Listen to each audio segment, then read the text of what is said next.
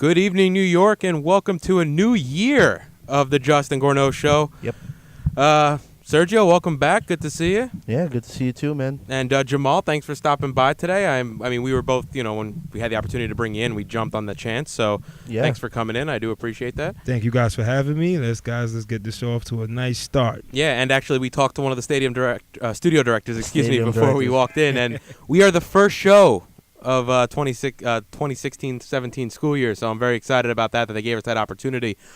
But, we've been gone for pretty much the whole summer as the station has been closed, and we missed a lot. So we're going to just do a quick run-through of what we missed here over the summer. The NBA championship was decided in June, and the Cavs brought the first title to Cleveland since 1960, which would be, 56 years for the city of Cleveland to win a title, and LeBron is a god there again forever. The NHL Stanley Cup Finals also ended in June, and the Pittsburgh Penguins lifted a cup after beating the San Jose Sharks, who made it to the Stanley Cup Finals for the first time in their history. Right after that, Durant joined the Golden State Warriors, making, amongst other moves in the NBA. However, that is the most notable one, making them the most hated team in America. The USA dominated Olympics, notably the men's and women's basketball team. Both got gold. Simone Biles dominated on every event pretty much in the gymnastics, winning 4 golds and a bronze. Michael Phelps came back to the pool and dominated the only way he knows how, winning 5 golds and also taking a silver. And Katie Ledecky, probably the breakout star, I would say, of these Olympics, wins 4 golds for the United States women's swimming team in general. Ryan Lochte got mugged and unmugged in the span of 4 hours. Usain Bolt won the triple-triple, which is the 100-meter dash, the 200-meter dash, and the 4x200-meter dash. He's done that now 3 straight times, winning those 3 events in the last 3 Olympics. Portugal won the Euro 16, which gives them their first major trophy as a country. Chile won the Copa America Centenario, which gives them back-to-back Copa America championships in 2 straight summers. Dustin Johnson won the U.S. Open. Lionel Messi retired and unretired from the Argentinian national team in a span of a month. Henrik Stenson wins the Open Championship, and Colin Kaepernick sits for racial justice in the United States, which brings us to today and our top headline search. Okay. So, we're going to do some baseball quick, and then obviously it's going to be very football heavy. So first, the Nationals. Steven Strasburg will be activated from the 15-day DL tonight. He will pitch against the Braves. Hasn't pitched since the 17th of August. Just a little bit of off-season news for the NFL. Drew Brees agrees in principle to an extension with the Saints. He will receive $44.25 million guaranteed over the next 2 years, although the deal, I believe, is for 5. Carson Wentz is named the Eagles starting quarterback. And like we said, the wait is finally over. Football season does start this week. The Jets take on the Bengals at MetLife this Sunday, game time 1 o'clock. And the Giants will be going to Dallas to face the Cowboys, game time 4:25. Great. And, so like you said, football starts this weekend. And I know, it starts tomorrow with a rematch of the Super Bowl rematch, out in Denver, as Denver gets their rings in I think it's going to be a really good game tomorrow. We're definitely going to get to tons of football today because, we would be foolish not to. However, I do want to start it off with some Mets-Yankees. We missed a lot, and a lot has happened since we've been gone last. Teams that both New York teams, I think we could arguably have an argument for them not being even remotely near the playoff race, albeit a month and a half ago. And now both of these teams are right in the thick of things. The Mets are 1 game out of a wild card. The Yankees are right there in the wild card hunt. I do believe it'll be a little tougher for them to get into the playoffs. However, you look back, at the beginning of August, and they traded away what you'd arguably say 3 out of their top 5 players. Yeah. In Beltran, Miller, and Chapman, of course. So Betances has really stepped into that closer's role. Yep. You look at the middle infield with Gregorius and Castro. They've been, phenomenal, I think, in terms of not only defensively, but Castro's putting up offensive number. Both Castro and Gregorius are putting up offensive numbers Castro's like one of their top offensive leaders now that Beltran is no longer around in home runs and RBIs, believe it or not. His mere 19 home runs, 65 RBIs. He's leading the team. And, it's helping them out. They're not very far behind in the standings. And you look at the outfield, and you think, okay, you get rid of your 2 best bullpen pieces. You get rid of your best offensive producer. Your biggest headache, quote unquote, retires in the middle of the season. One of your clubhouse leaders also decides to retire in the middle of the season, even though he'll play out the rest of the year. And what can you say? It's a lot of the young guys that are now, I would say, carrying the team for the most part. You know, your Gary Sanchez's, your Aaron Judge, Aaron Tyler Judge's. Austin. Exactly. So, and they're only, 3 games now back in the wild card. Yeah, they've got Detroit, who's a half game out, and Houston, who's a game and a half out. Those teams are in front of them, and technically Baltimore's in front of them as well because they're tied. Boston and Toronto are tied for the top spot, and Baltimore has the second spot. My thing with the Yankees is they almost have to go, I wouldn't say undefeated. No, they just have to play well against teams in their division. Like they're about to pull off a sweep tonight of the team that's leading their division, and team that gave them a lot of trouble last season. That's Toronto versus the Yankees tonight at the stadium. I mean, theoretically, they could be like the first team. I mean, when have you ever seen a team sell at the deadline and then still be in a playoff conversation? And that's how rare is that? I think it's extremely rare, and I'm glad you actually brought up that point because I definitely want to get to that.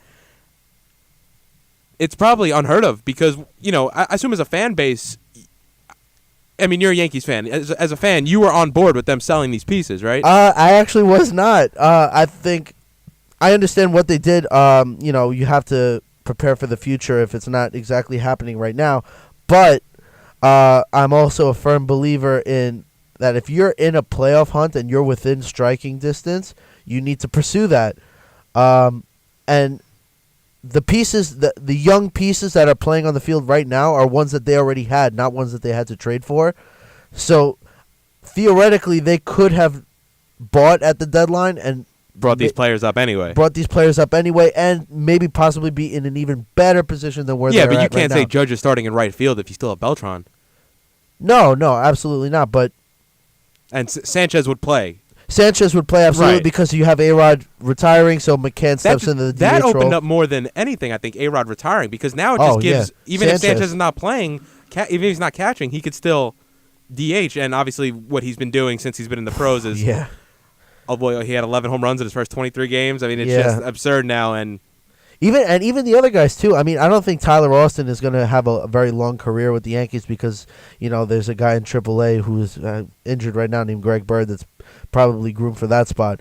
But Aaron Judge, man, his first at bat when he came up, put it onto the restaurant in center field. Yeah, and that was a lot of pressure on him too. He came up right after Austin, who bombed it out to right field, and when you have two rookies back to back. And you see the guy in front of you has already made such a great impression.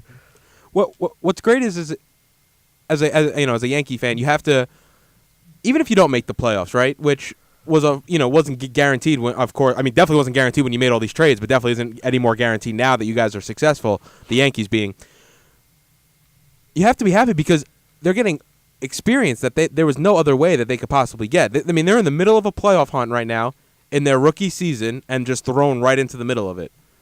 And, players wait 2, 3, 4 years, to get that type of experience. And these guys are getting Don Mattingly waited forever. He's waiting careers for this type of experience.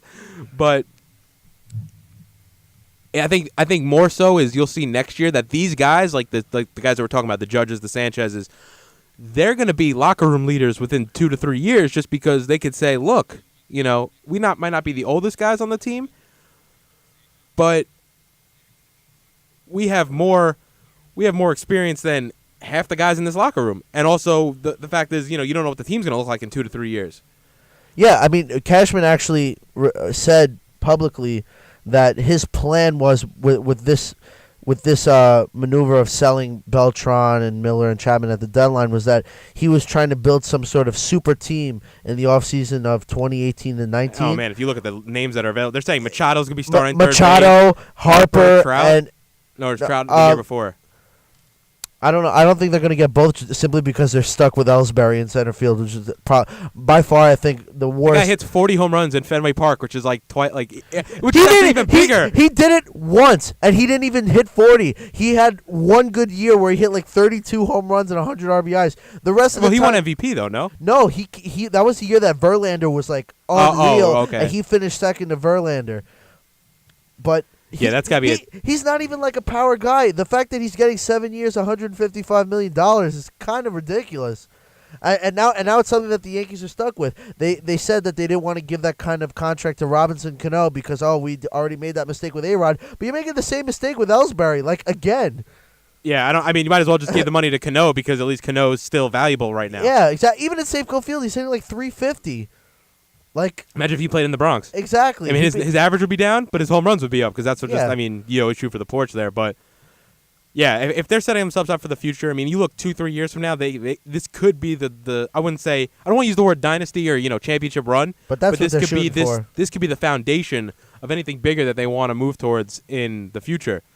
Like you said, that the 2018 class is ridiculous, and the fact that the team is in the hunt. I mean, this is I would say I wouldn't be so shocked if they made the playoffs. I think I think they're a little too. I truthfully don't think they're going to make the playoffs. That's just.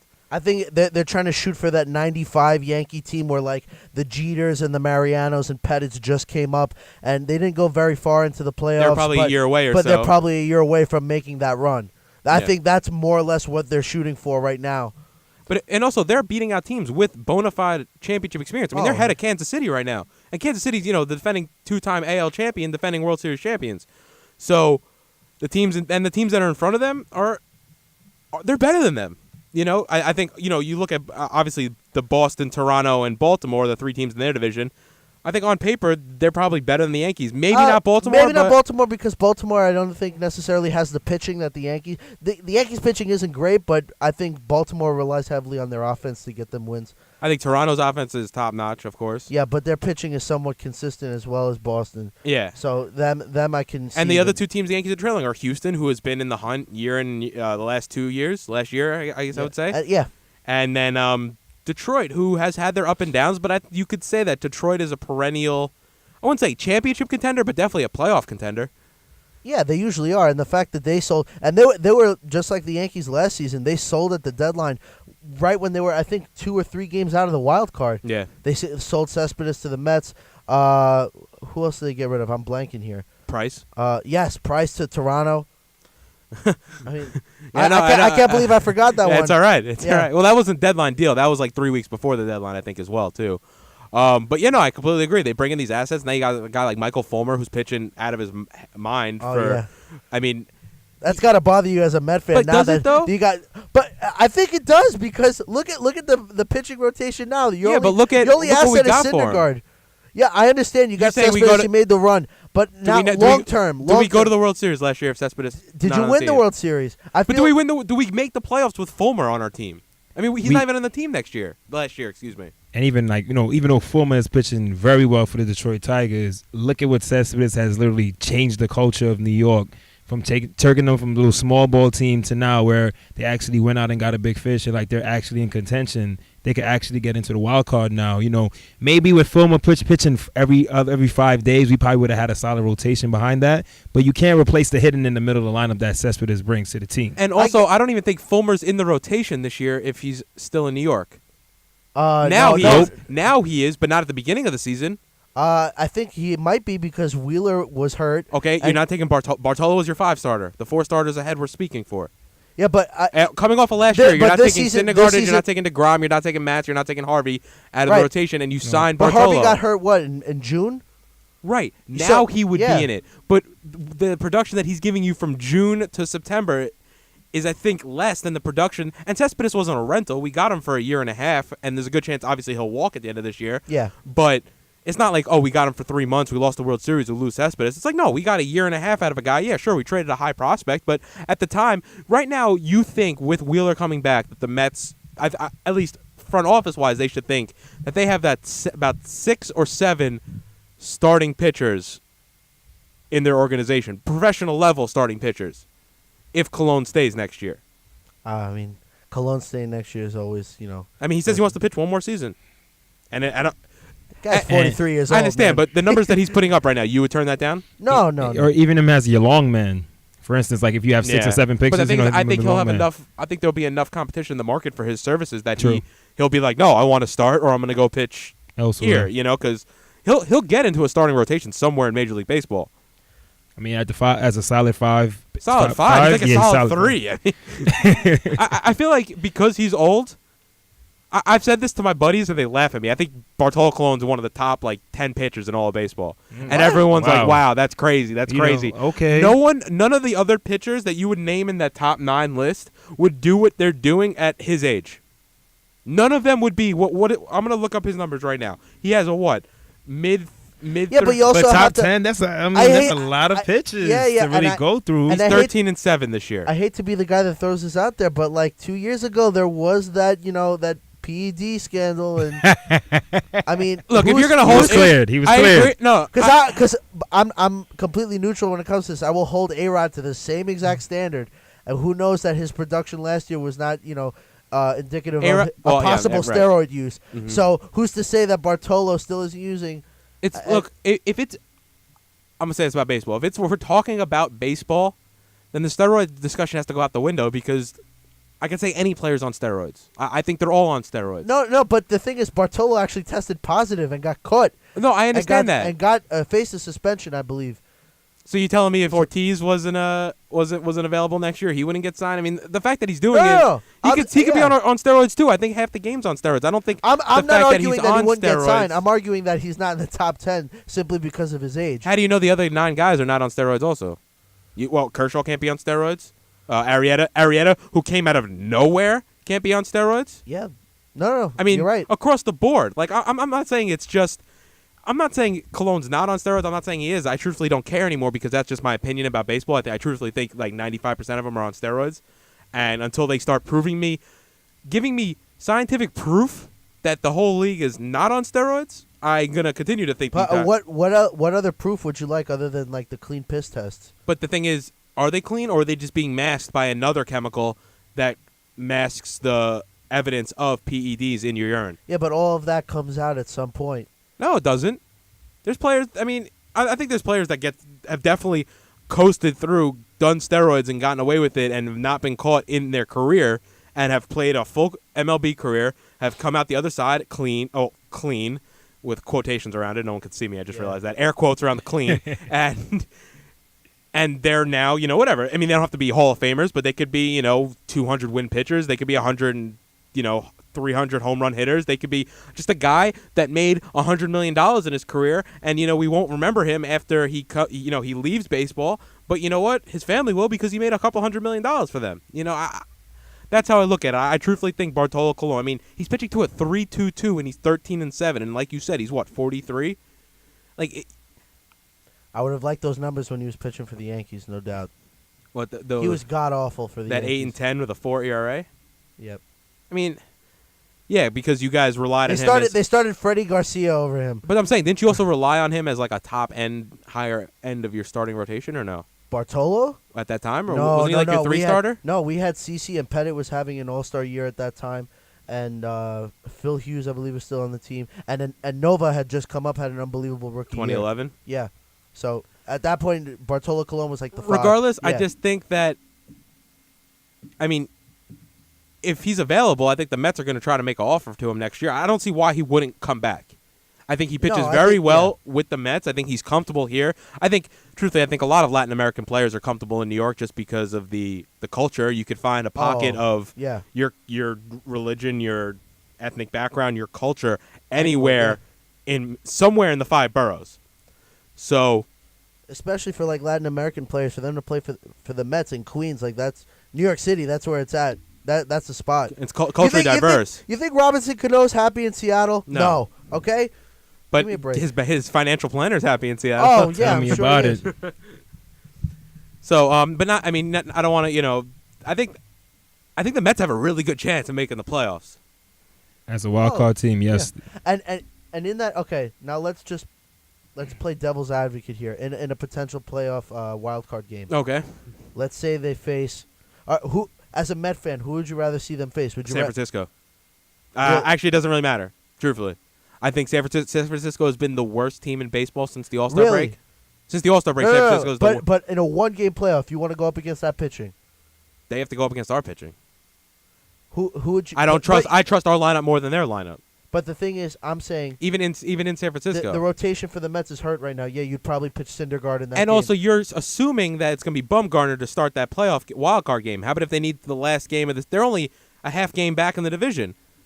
But and they're only a half game up on the wild card. That game 161 and 162, Bumgarner might be going for one of them. And Cueto. And Cueto for the other one. And then who do we get? We get Samardzija? I'll take it. You don't know that. I'm saying yeah. It's not get you I think I'm not saying Bumgarner won't pitch. I'm saying we shouldn't go on the assumption that he is pitching. But if he is pitching, And who are we throwing? you probably throw Syndergaard in that game. I feel comfortable with that. After watching what Bumgarner has done in the playoffs in recent history, you're comfortable going up against Bumgarner. I'm not Especially that talking game about 7 that. when he went on 3 days rest. Agreed. To win the However, championship. I don't know what you're excuse me. I don't know why I'm like stumbling No, so much okay, right now. man. Gather it, man. I'm Gather excited. together. Apparently, I'm excited to be back. No, you're assuming that that San Francisco's offense is gonna do it. I could see the Mets winning that game 1-0, 2-1. I mean, Bumgarner's not gonna pitch 9 innings. I mean, he could, but listen, he pitched Game 5 and then Game 7. But they're the worst team since the All-Star break. So why wouldn't I want a team that mentally is probably not ready? However, then again, this is San Francisco's year to win a championship because. And St. Louis, I think we've played them well this year. In the past, I probably would have definitely leaned towards San Francisco just because we've had our troubles with St. Louis. But we just took care of them. 2 weeks ago? Yeah. We had a very good series. Two out of 3? Maybe we swept them. So, yeah, and the Mets have definitely shot up. You could definitely see Pittsburgh and Miami have fallen back a little bit. Mets winning 5 in a row. Pittsburgh and Miami. Damn, I mean Pittsburgh lost 8 in a row. Miami's lost 5 in a row. So, yeah, they're both under 500. So yeah, and that's not only saying we might be facing the Dodgers. Oh, that's true. Yeah. Well, it's 4 game difference. That's tough. Especially with like 3 weeks left. A week ago it was like a game. Especially, honestly, I'd rather face San Francisco than the Dodgers. I mean, either one. You're either getting Bumgarner or Kershaw, or not Kershaw. The Mets in the past have had success against Cueto. Kershaw. If they do see Kershaw. Yeah. No, last year in the playoffs, Kershaw beat them. No. Game 4, yeah. No, Game 4. My bad. Game 1. Game 1 in the series. Game 1 they lost. They beat Kershaw. Game 4 they lost to Kershaw. And because they won 4 and 5, I believe. No, the Mets. No. The Dodgers won 4. Oh, the Mets won. They went back out. There with was all this hype around. Oh, can Kershaw really do well in the playoffs? Because he had a rough playoffs going back to the year before against St. Louis, I believe. And he had lost Game 1 in that series to against the Mets. Yeah.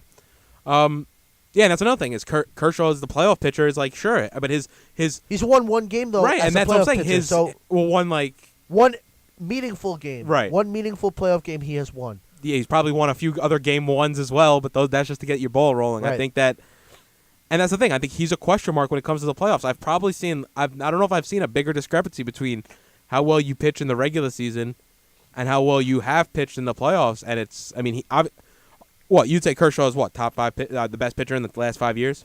Yeah.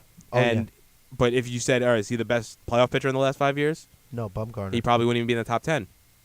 Kershaw. Yeah.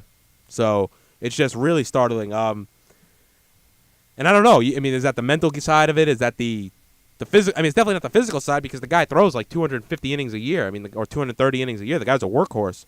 So he's doing it, and he's also done it for the last 8 years. He's going to be a little more well rested this year, but. Yeah, no, that should be good, and the Mets won again today, I think. So now I think just to flip flop from the Mets to the Yankees, in a potential wild card. Gotta love hypotheticals. 95% of sports is what will happen, not what has happened. Yeah, I just don't know which team I'd rather. I mean, based on how well the Yankees have played against the Blue Jays this series, I'd probably ask. The guy upstairs to have them face Toronto in that game. I think over Boston, especially in Boston, one game. Yeah, and especially, they're probably not going to pitch. I don't think in a wild card game they would pitch Price in that game. Based off of how bad he's been playoff-wise, I think they would much rather go with Steven Wright in a one game. If he's healthy. If he's healthy, because he... And Buckles pitched well yesterday. I mean, I don't think he'll be the guy, but... He blew away the Yankees a few times this year. Right, yeah. Steven Wright. But he's now on the DL. Right. So it all comes back to, it's all going to be in stride. If he comes back and his first start is a playoff game, I doubt they'll go with him in that wild card game. That's And taking a even then, chance. the Or even Yankees- then, his leash has to be extremely short. And even then, the Yankees are probably going to go with Tanaka again, who's going to give up 2 or 3 runs. They're going to have to be able to score off of a guy like Stephen Wright or like David Price if they go that route. And I don't want to be like the negative person in the No, room. I no, don't no. see the Believe- Yankees yeah. making the playoffs. I think it's very tough for them to. If they They're gonna have to leap 4 teams? I don't. well, if you They're can- right well, now. if you They're what continue to 72 beat- and 65. So they've played 137 games. So they have 25 to go exactly. They need to go at least 20-5, 18 and 7. I would say 90 games get you in. Let's just go by the assumption that 90. So 18 and 7. 90 games gets you So into 18 at and least 7. the And second spot of the wild card. I don't think they're doing it. 18 and 7. Hold on, let me pull up. And I don't know if 90 games does it because that means Toronto only has to go 1 game above 500. Or Boston. So if Boston or Toronto only go 1 game Yeah, but above you're taking Baltimore out of the equation. What if Okay, What if so- Baltimore falls out? Baltimore. What do you mean? If Baltimore falls out, it doesn't matter what Toronto does. Because I'm just talking about the Yankees. If you get 90 wins, you can get in at least to the second spot of the wild card. He's right. No, I understand that. However, you still have to hope that these guys are playing under 500 ball, Baltimore included, has to play, a sizable under 500 ball for the Yankees to move up there. They have to play under, they have to go at least, 12 and 17, 12 and, no, they have to go more than that, like 10 and 15 in their last 25. They're only 3 games behind Baltimore. No, I see that. So I'm 3 saying, games. right. And if they beat Toronto today, it'll be less. If the that- Yankees beat Toronto today, Yes, because that gap. will be another half the game. The gap that Baltimore has between the Toronto and the Yankees will shrink. There'll be a game behind Right. Toronto, and the Yankees will be 2.5 behind Toronto. Correct? Yeah. So, I mean, I truthfully think the Yankees are going to have to win 18 out of their last 25, maybe like 16, 17, 18 out of their last 25. I truthfully think 18 out of their last 25 to get into the playoffs. All right, I have their schedule up right now. They have to finish the series with the Blue Jays. Mm-hmm. Right after that, they You have have to sweep. You have to take 3 out of 4 against Tampa there. I- Because then you're coming home against the Dodgers, who have something to play for on their own right, with Right. Kershaw going on Wednesday. I think that you'd have to at least get 3 out of 4 against Tampa. You have to try to squeeze out 2 out of 3 against the Dodgers, which is going to be tough. And then you go to Boston, which is you're probably one of your Right. biggest series of the season, if not maybe the Toronto series at the end of September. It's definitely going to be an uphill battle. All the teams in the AL East are playing each other in the last 2.5 weeks of the season. The good thing is you play all the teams, so you play Yeah, Toronto so for your you play destiny is Baltimore in your for 3. hand. You don't have to worry. You don't have to hope that last year when Arizona just happened to beat Houston in the last game of the season, and the Yankees were able to host a wild card game. You don't have to worry about any of that stuff. But you also need the games that these teams are. I mean, you need the division to just beat up on each other, but you need the Yankees to just shine through. I still think the Yankees are still going to need 17, 18 wins in order to make a playoff spot. Yeah, I think 90 is usually the number. Safety. 90 is usually. So that's the going to be an number 18-7 record. I mean, do you see 7? I think I can easily see 7 losses on the schedule. I could see. I can also see 18 wins on the schedule. So No, yeah. I truthfully don't think I don't think this is their year. I truthfully think the teams that are No, there's no, too no, many teams yeah. in front of I them. think, and even if they do get in, it's not going to be a deep playoff run. Like I said, it's going to be one of those 95. It's gonna be a type pat of on the back years, type yeah. of playoff run. I think the Mets are gonna get in. I do. I don't know who's gonna fall out of that race. Could be San Francisco, truthfully, because like I said, they haven't been playing very well. I don't know, man. 2016 even year. Yeah, that's another point. I don't know. I think If San Francisco gets in, we put our money on San Francisco. Agreed? We bet the house. I don't know, dude. The whole house. I don't know. I said it from the very beginning. I have the Cubs winning it all this year. I think the Cubs are really gonna do it this year. And then wouldn't that make for a good show for us? Oh my God, dude! Are you kidding me? So, but just to come almost full circle, the fact that both these teams are in it, it's honestly, especially for the Yankees case, it's remarkable. But with the Mets, Let me ask you a question. What did you think of the Jay Bruce acquisition when they made it? Who did they give up a lot of prospects for Jay Bruce? No, they gave up like Dilson Herrera. And as far and as they have Bruce for another year, or they could buy him out for $1 million. And he's $13 million next year if they keep him. I think at the time, I don't know if he still is. He was the RBI leader in the National League. Yeah, and he was batting 345 with runners in scoring position. I mean, it was compared definitely to DC Granderson's numbers with runners in scoring position. Well, where's he batting? He's batting 118 with runners in scoring position. That is ridiculously bad. I mean, granted, he is like top of the lineup, so he doesn't probably get into situations with that many runners in scoring position. I mean, however, the Mets 7, 8, 9, like how often are they getting on roll? It's the pitcher. Right, exactly. That's plus, Yeah. So, but the guys have stepped up for the Mets. I mean, if you look at it, like guys like Wilmer Flores. I mean, this guy he's been ridiculous. Wilmer's been good. I mean, James Loney. Granted, I feel like James Loney's been one of the most consistent hitters in the Mets lineup all year. And he saved our rears. He saved the Mets' rears, and probably maybe more than any other player on the team, because he comes in where Duda's supposed to be your big hitter. He's played, a week, 2 weeks this season. Yep. And then James Loney definitely solidifies the position defensively. He's quality defensively. And his bat, you know what? We just need what we can get out of it. And the guy's hitting all right. It definitely was hitting a lot. He was definitely a lot hotter of a hitter when he first joined the club. And now he just needs to play well. I mean, he just needs to fill his position, because he's played great until up to now, and truthfully, he was a plug-in player. So it's nice to see that he's able to really contribute to the team and help their push, definitely for this wild card spot. A game out. I mean, they're on a run right now, and I can see them definitely squeaking in. And this is actually really good, because I think like we've talked about this, it's not always the best team that wins. It's the hottest teams. Yep. So I think if the Mets get in, they're going to be one of the hottest teams going into the playoffs, regardless of the injury problems. I think that the Cubs they've been consistently hot all year. I don't know if you'd agree with me there. Yeah, and they've been the best team in baseball.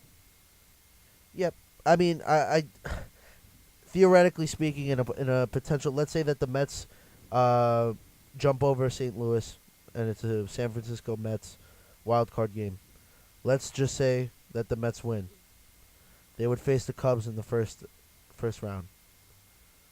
You see them making a deep playoff run when they. At that point, it's the playoffs. Like the Mets swept them last year, so they're definitely their confidence would definitely be high. However, what would the state of the pitching look like? How are the Mets hitting? Are they winning every? I mean, there's a lot that comes into it. I feel that in a one-game playoff, the Mets would fare well. In a series, I do not think they would. With that rotation being the way that it is, they've hit Lester and they've hit Arrieta. Yes, but you've also have lost Harvey, and even if Harvey was here, he wouldn't be pitching the way he was pitching in the playoffs last year. He might not even start a game. Yeah, exactly. You've lost. You haven't lost DeGrom, but he'll hopefully be back before the playoffs. And Matt's the question mark. Yeah. Agreed. So right now it's Syndergaard and Bartolo, and they've been not. I mean, the Mets are on a 5-game win streak.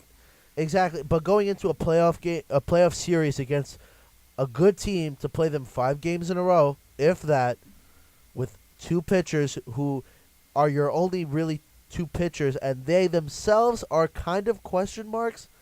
It doesn't really look too good. In a 1-game playoff where they got to play San Francisco or St. Louis, I think Syndergaard ultimately would get the job done. So that's where our trust of Cologne comes into exactly. play, because I trust him as the number 2 starter in a playoff series. If he had to be the second starter for the Mets this playoffs, I would be 100% fine with that. Well, I think you'd have to be fine with that, because that's what you're going to get. No, but I mean that he would be one of the best second starters that is going in this playoffs. That's how fine with it I am. One of the best second starters. 2 starters, yeah. I mean, who's really rolling out powerful number 2s? Well, the Nationals have Strasburg. And he's just come back from injury. He pitches tonight. So you don't know how. What's it called? He's going to be right. So he's a question mark. You assume he comes back into dominant form. However, we don't know. Right. Also, Boston, even though we're switching leagues, you don't know about Steven Wright. Toronto with Stroman, but doesn't really have. They don't have a 2.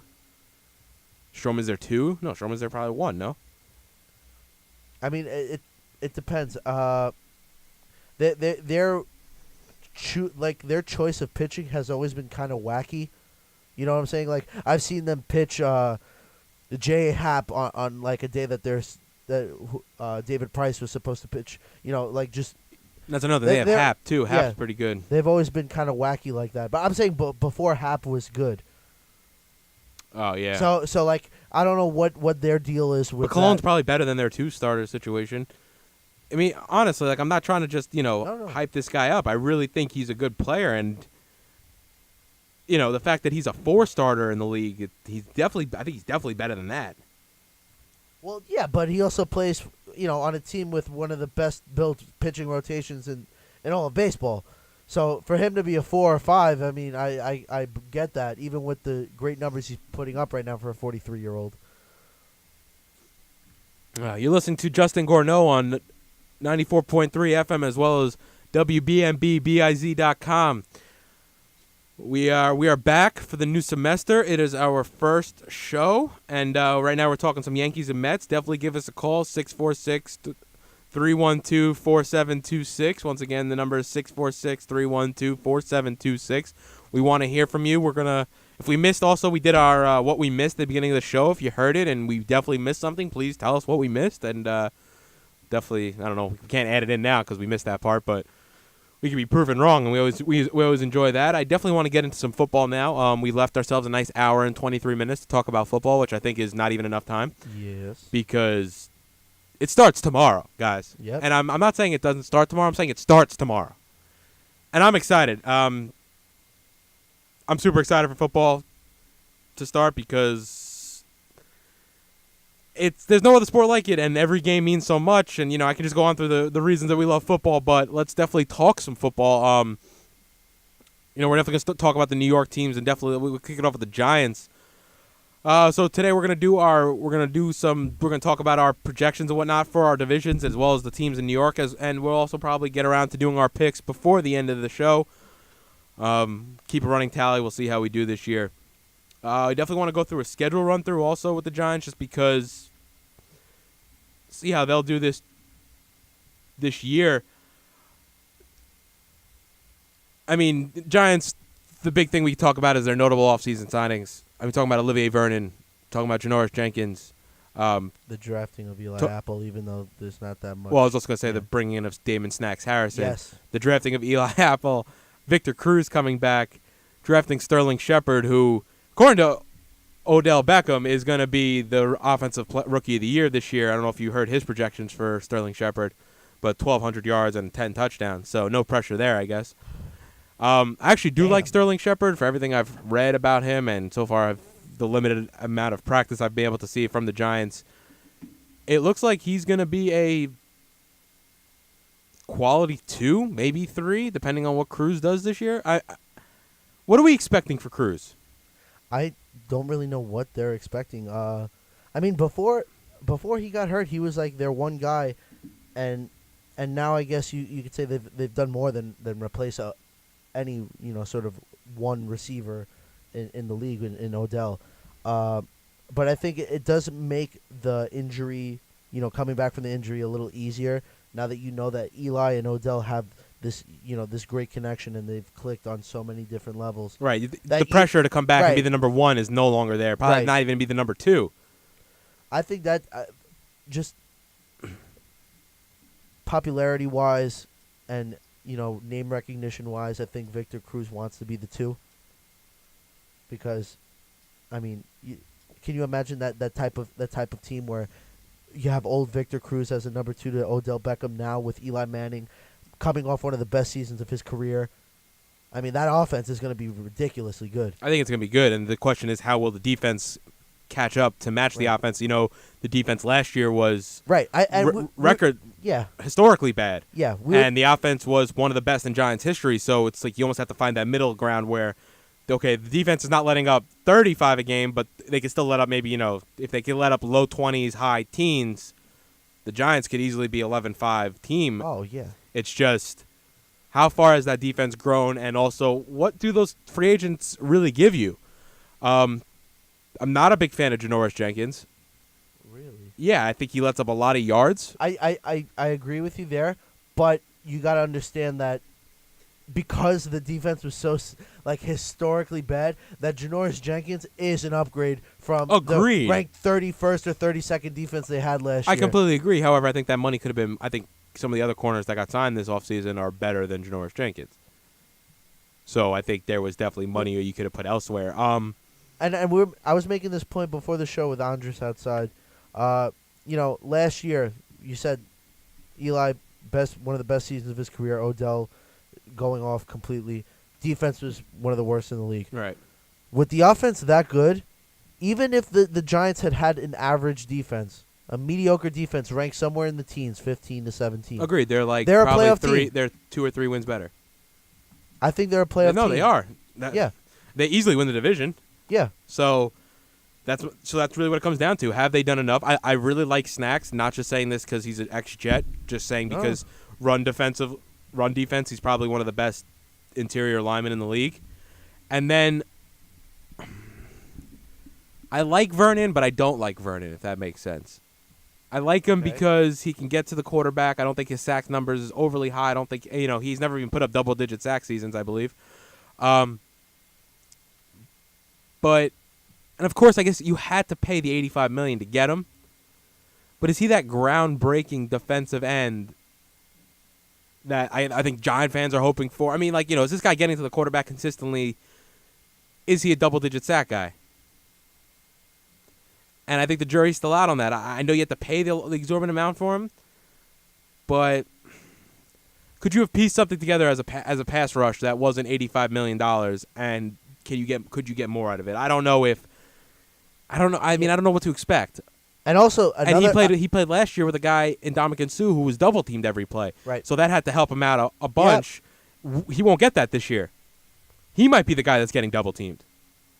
And another variable, I mean, not to kind of go off track, it's not really off track, but another variable that you're also kind of throwing into the Giants season is, what is Ben McAdoo going to give you?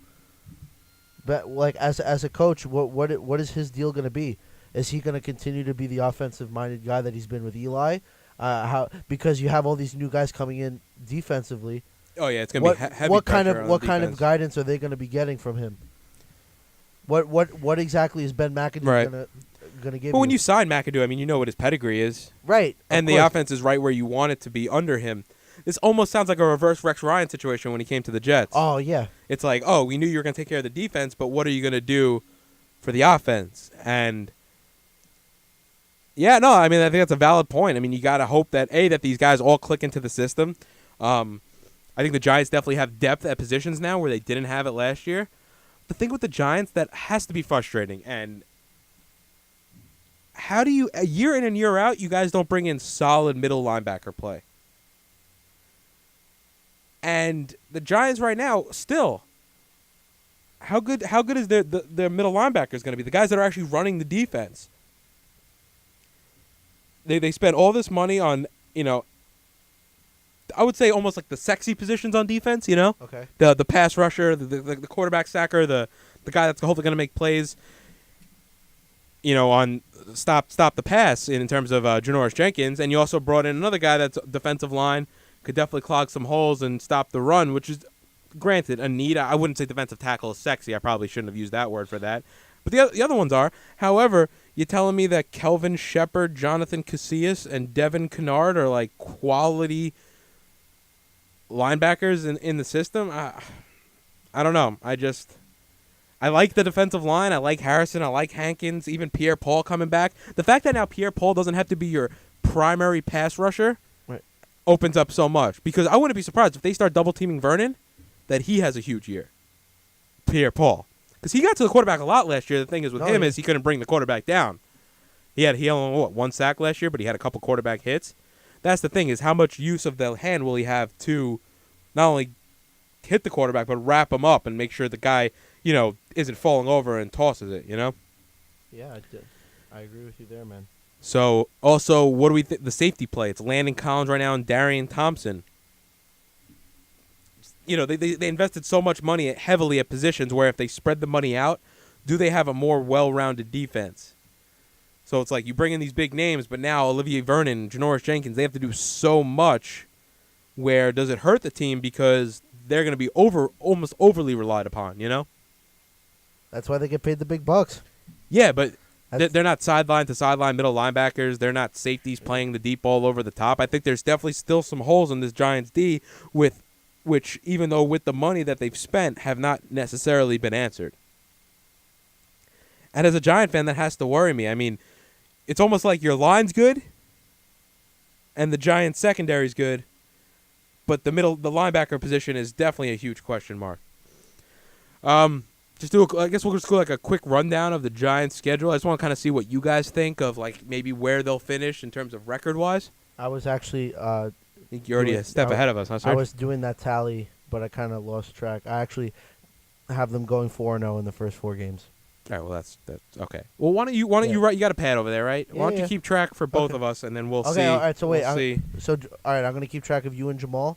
And yourself, and we'll do a 3-way. Oh, dude. We'll start over, guy. Like no one told you to start without us. This guy started without us, and then he's mad at me that we want to be part of it. No. I did. Well, technically, I only did the. Technically, first he started without us and was mad at us for when we started. Okay, hold on. All right, so Jamal, Giants Cowboys, 4:25 kickoff in Big D. No Romo, which we're gonna get to all the divisions in a little bit. I mean, of course, we could talk about a little bit about now.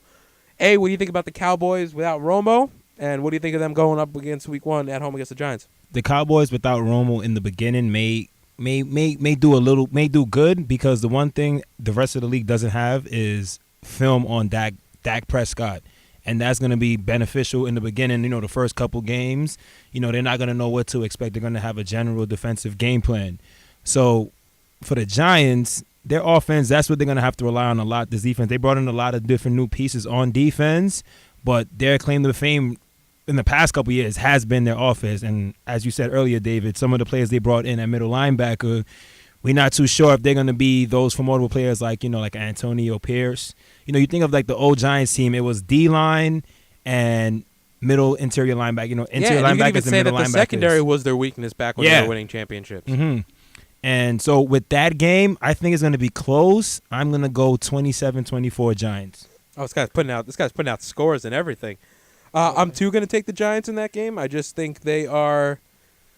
I think the Cowboys have too many question marks right now. We don't know what Dak Prescott is. Yeah. So it's going to be tough for us to realize what he. I mean, then again, the Giants don't know who Dak Prescott is. But just jumping right into. I mean, that's a huge game for that to be your first NFL game, especially at the quarterback position. And Serge, what do you think, man? Oh yeah, I actually think that the Cowboys without Romo, it's going to be tough for the Cowboys to pull it off. I mean, we saw last season what they were able to do, the Giants with Romo. Yeah. So, I mean, I say without him, you don't have that person for Dez to really connect with offensively. And Witten. So, well, yeah. And Witten's like there. Yeah. That's his. I don't want to say his. I'll say his BFF. I was going to say something a lot harsher, but yeah. We're still on radio, people. All right, we'll try to go through this. We'll try to run through this real quick. Home against the Saints. I'll have the Giants. Yes, I have the Giants as well. I'll take the Saints. Okay. Really? If anything, I'm hoping that's like. Didn't they play last year and it was like a 56-48 game? 56-49. Yeah, it was outrageously high scoring game. But that was on the turf. This is gonna be at the Giants Stadium. MetLife Stadium. Excuse me. But I'm hoping for that again. If we can get some more of that, some the 13 touchdown game, I would love some of that. Home against the Redskins, I'm gonna take Washington. I truthfully think they're going to split with Washington, I'm going to take Washington here. I think that they're going to win at home. I think I do agree with you that they're going to split, but I think that the Giants are going to be able to beat them on their home turf. Okay. I'll go with the Giants. If Victor Cruz and Odell Beckham are both playing at top tier, they're usually known to be playing. Mm-hmm. Josh Norman's not going to stand a chance, and I think they'll be able to pull it out. Which is great. I mean, I want to talk about that for a second because I mean, we should add that to what we missed. Josh Norman coming to the NFC East, that's going to be crazy. Them two playing twice a year now, I think it's going to be must-watch television. That game's going to be on September 25th, 1 p.m., and I think it's going to be just more than Giant and Redskin fans sitting down to watch that game because there's going to be some entertainment when the Giants' offense is on the field. And also, how does that affect the division? Because now these guys are playing each other twice a year. If anything blows up the way it did last time, there's a very good chance that, one game can affect the NFC East. I think we've seen that the last few years. I mean, the winner of the NFC East, been 9-7, 8-8. So I think, keeping your cool is going to be huge in these games, especially when Norman knows that he has, I think he has Beckham's number a little bit in terms of mentally, because if you look at it from last game, Beckham's the only one that got suspended. Yeah, because of that late hit. Yeah, so, and it's crazy. That late hit, and I just want to talk about that for 1 second, because I had a discussion about this with my buddy the other day. If someone like Ndamukong Suh did what Josh Norman did in that play, or James Harrison, the straight headshot, they'd be thrown out of the league. Exactly. It's crazy. I understand it's a first offense, but that's a way to get a first offense. In Minnesota, I'm going to take the Giants. Yeah. I think without Bridgewater, there's nothing happening for the Vikings. And that's so rough. And it's such a harsh statement to make. How do you completely throw out the season of a team simply because they don't have a very inexperienced quarterback? But without him, I really don't see them doing much. And when you got Sam Bradford coming in as your starter, I mean, what kind of faith would you have there? I almost rather start Sean Hill. I know that sounds weird, but the guy has 50 career touchdown passes, and when he filled in Detroit back 09 or whatever, he was a quality player. I mean, he wasn't great, but he was quality. Next week is So both of you have the Giants? Yes. Okay. Yeah.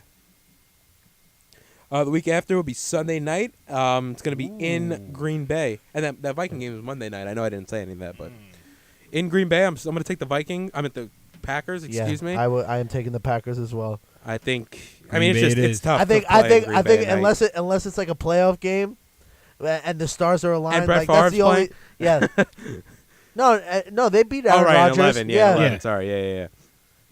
I think that's the only way. I was thinking of the first one. The first championship run. The pick.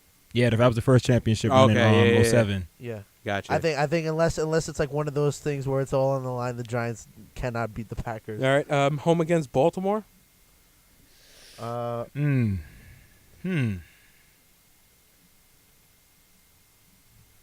kind of an even match. I'll take the Giants though. Really? I had them losing. I'll take the Giants. I'm gonna take them as a win over Baltimore, but then they play in LA. They play in London against LA, and I'm actually gonna take LA for that one. That's week 7. Yeah.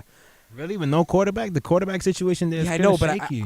I think that if they can get to Eli, okay, which they have a great pass rush, and it's gonna be completely on Eli throwing it against LA. I don't think Jennings or fill me in on the running back there, Serge. What's up? Giants secondary running back, please. Giants secondary running back up. Hold on, I'm just reading up. I have the roster in front of me. I am losing it. Why am I losing it? Oh, Vereen, but that's what I was thinking of Darkwa.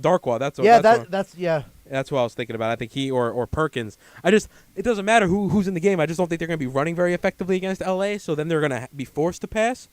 Where that point's almost like 50-50 with Eli, because he could easily win you the game, but he could also easily throw the game into the other team's hands.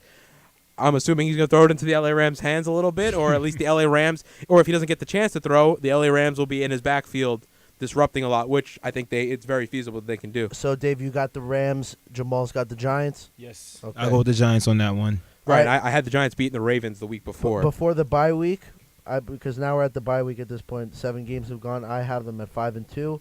Dave has them at 4-3. Jamal has them at 5-2. All right. Coming out the bye week, I think they beat the Eagles. I think they have to. Yep, I have them. They play. You have them beating the Eagles as well, Jamal? Yeah, I'll go with that one. All right. Home against Cincinnati. I'll take Cincy. I'll take Cincy. Yep, I also took Cincy as well. I think they'll beat the Bears at home. Yep. I think they'll Bears win. And the Browns. I think they'll win in Cleveland. I think they'll lose in Pittsburgh. The Bears and the Browns. Yeah, I'd agree with that. This is mad hard to do on paper. Yeah. All right, so wait, I'm assuming you have them beating the Browns. Dave? Yeah, Browns. Yeah, sorry. I don't know if I. Yeah, Same you here. didn't say it. All right, yeah. All right. Beating the Steelers. Really, I had them I'm losing. losing. Sorry, I'm losing taking- to the Steelers. Yeah, you said that. Steelers are winning. Steelers are winning that game. Yeah, that Steelers team's gonna be interesting this year. I know they don't have Bell, but when they get their whole team back, And they I don't know have Martavis Bryant. But Wheaton's not bad. This guy Coates has been playing pretty well in preseason. So, and you still got the beast Antonio Brown. I mean, he's regardless what haircut he's rolling out that week, he's always a problem. Cowboys. Oh, Cowboys. I'm gonna. What did I have for the week 1 there? You had them winning. So I'm gonna say they're gonna split against the Cowboys. So I'm gonna have them losing this one. Yeah, because Romo could potentially be back. I think They said- Romo's back, but also I think they're gonna split against the Cowboys. I think they're gonna split against the Redskins, and I think they're gonna sweep the Eagles. So that kind of puts me at 4-2 in the division. So I actually had them beating the Cowboys twice. I think well, once you get that momentum rolling, like at this point, but that's saying you're coming off a loss in Pittsburgh. Sure, you have. Yeah. Yeah, I don't know. That's gonna be tough. it's a crapshoot either way. Cause Agreed. right, so the you got 'em Lions losing? home against Detroit. I think they could do that. I think they could take care of Detroit. I got that. I have them beating the Eagles, and then if I I don't have know. them losing, I have them, I guess, beating the Redskins in Washington because I on had the them last losing. game. Week 3, I had them losing to Washington. Yes, I actually did. I have you, but flip flop. I have them losing the last game in Yeah, Washington. I think they'll Okay, probably so won't put I it can out wait. there. Either way, it wasn't important. I don't think which one I had them losing. I Yeah. just have them splitting.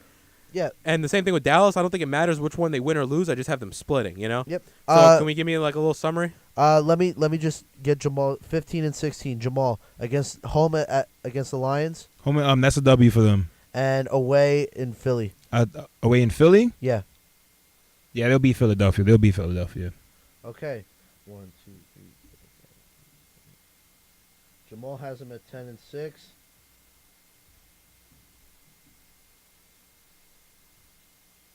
And 6 as well, dude. So we both have them at 10 and 10 and 6. 6. I have them at 11 and 5. And both of those numbers, I think, win you the division. Yeah, I mean, I had the Giants winning the division. Now that we went through the schedule, I still think they're going to win the division based off clearly our answers. right.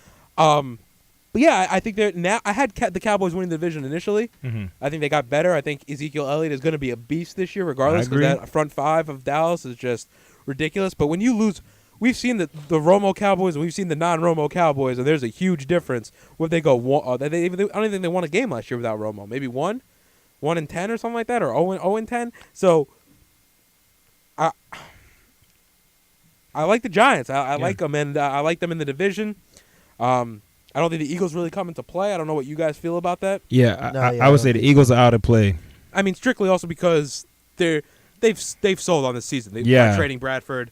Yep. The crazy thing is, and I want to get to that for a second, just because we're on the Eagles. I definitely want to finish up our discussion about Carson Wentz.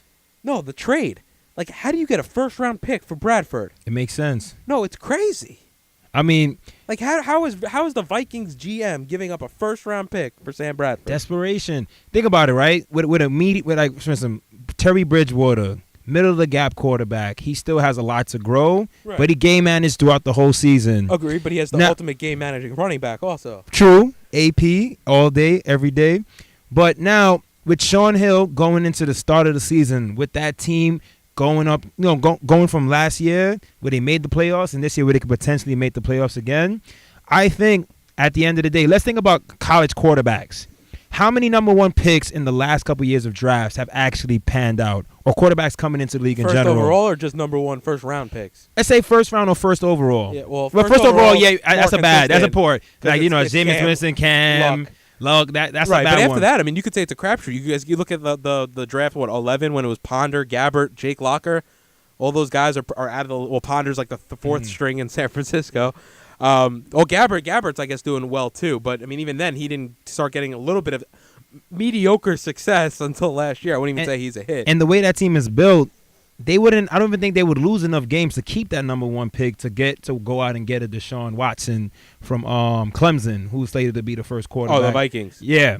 But the thing is, but now my point is, you bring in Bradford on $18 million a year, and is he going to be your backup next year, or are you going back to Bridgewater, or you don't think he's going to be ready? Analysts like around have been talking and say the injury that Bridgewater has is similar to what Robert Edwards has, the former running back for the Minnesota Vikings, I believe. Robert Smith. Yeah, Robert Smith. Sorry, Robert Smith. It's not the ACL; it's the dislocated knee. The knee, yeah, and they said said everything gets shredded then. Right, and they say it may take a year to a year and a half for him to come back. Point, so they're sold on Bradford. Yeah. And the thing is, him and AP played together at Oklahoma, so you get that backfield back together. And if you remember, there was a lot of lobbying, I think, for Bradford to go there initially before he signed with before he got traded to Philly, I believe. And also to think about Sam Bradford, he hasn't had much success in the league at all. But when he has time and he's not flustered in that pocket, he has the accuracy to get the players the ball. So and I I guess think it could be good. So the trade looks good, I guess, on paper. if they make a wild card spot. Or Yeah. something. But even then, Bradford's not the guy to win you a Super Bowl. No. And yes, you can't say, but you could arguably say that Bridgewater could have been that guy. I mean, if you think about it, the Vikings are a missed field goal away last year from beating Seattle. Right. So, there's fractions of inches that we're talking about as the difference of them moving on. I mean, now there's yards of inches that were now the difference of them making the playoffs or making a run because I just don't think Bradford's as good as Bridgewater. And I think he's had time and time again to improve. And how about if he gets hurt? I wouldn't say they're not at, I would say they're on the same level. But the thing is, Bridgewater has a higher ceiling. Okay, maybe, and you would say that Bradford's probably plateaued a little bit more. Yeah, he's hit his mark in this point in his league. They know what he is. Yeah. They know what he is. But that's the thing. If he gets hurt again, then you're back to show he's a huge question mark on durability too. I mean, but in this day and age where winning is so important in the NFL and like you could lose your job after one bad season. Not to say I don't think Mike Zimmer's going to be in the hot seat, but he just got a new contract, I believe. So. Yeah, so he got one more year. He's fine.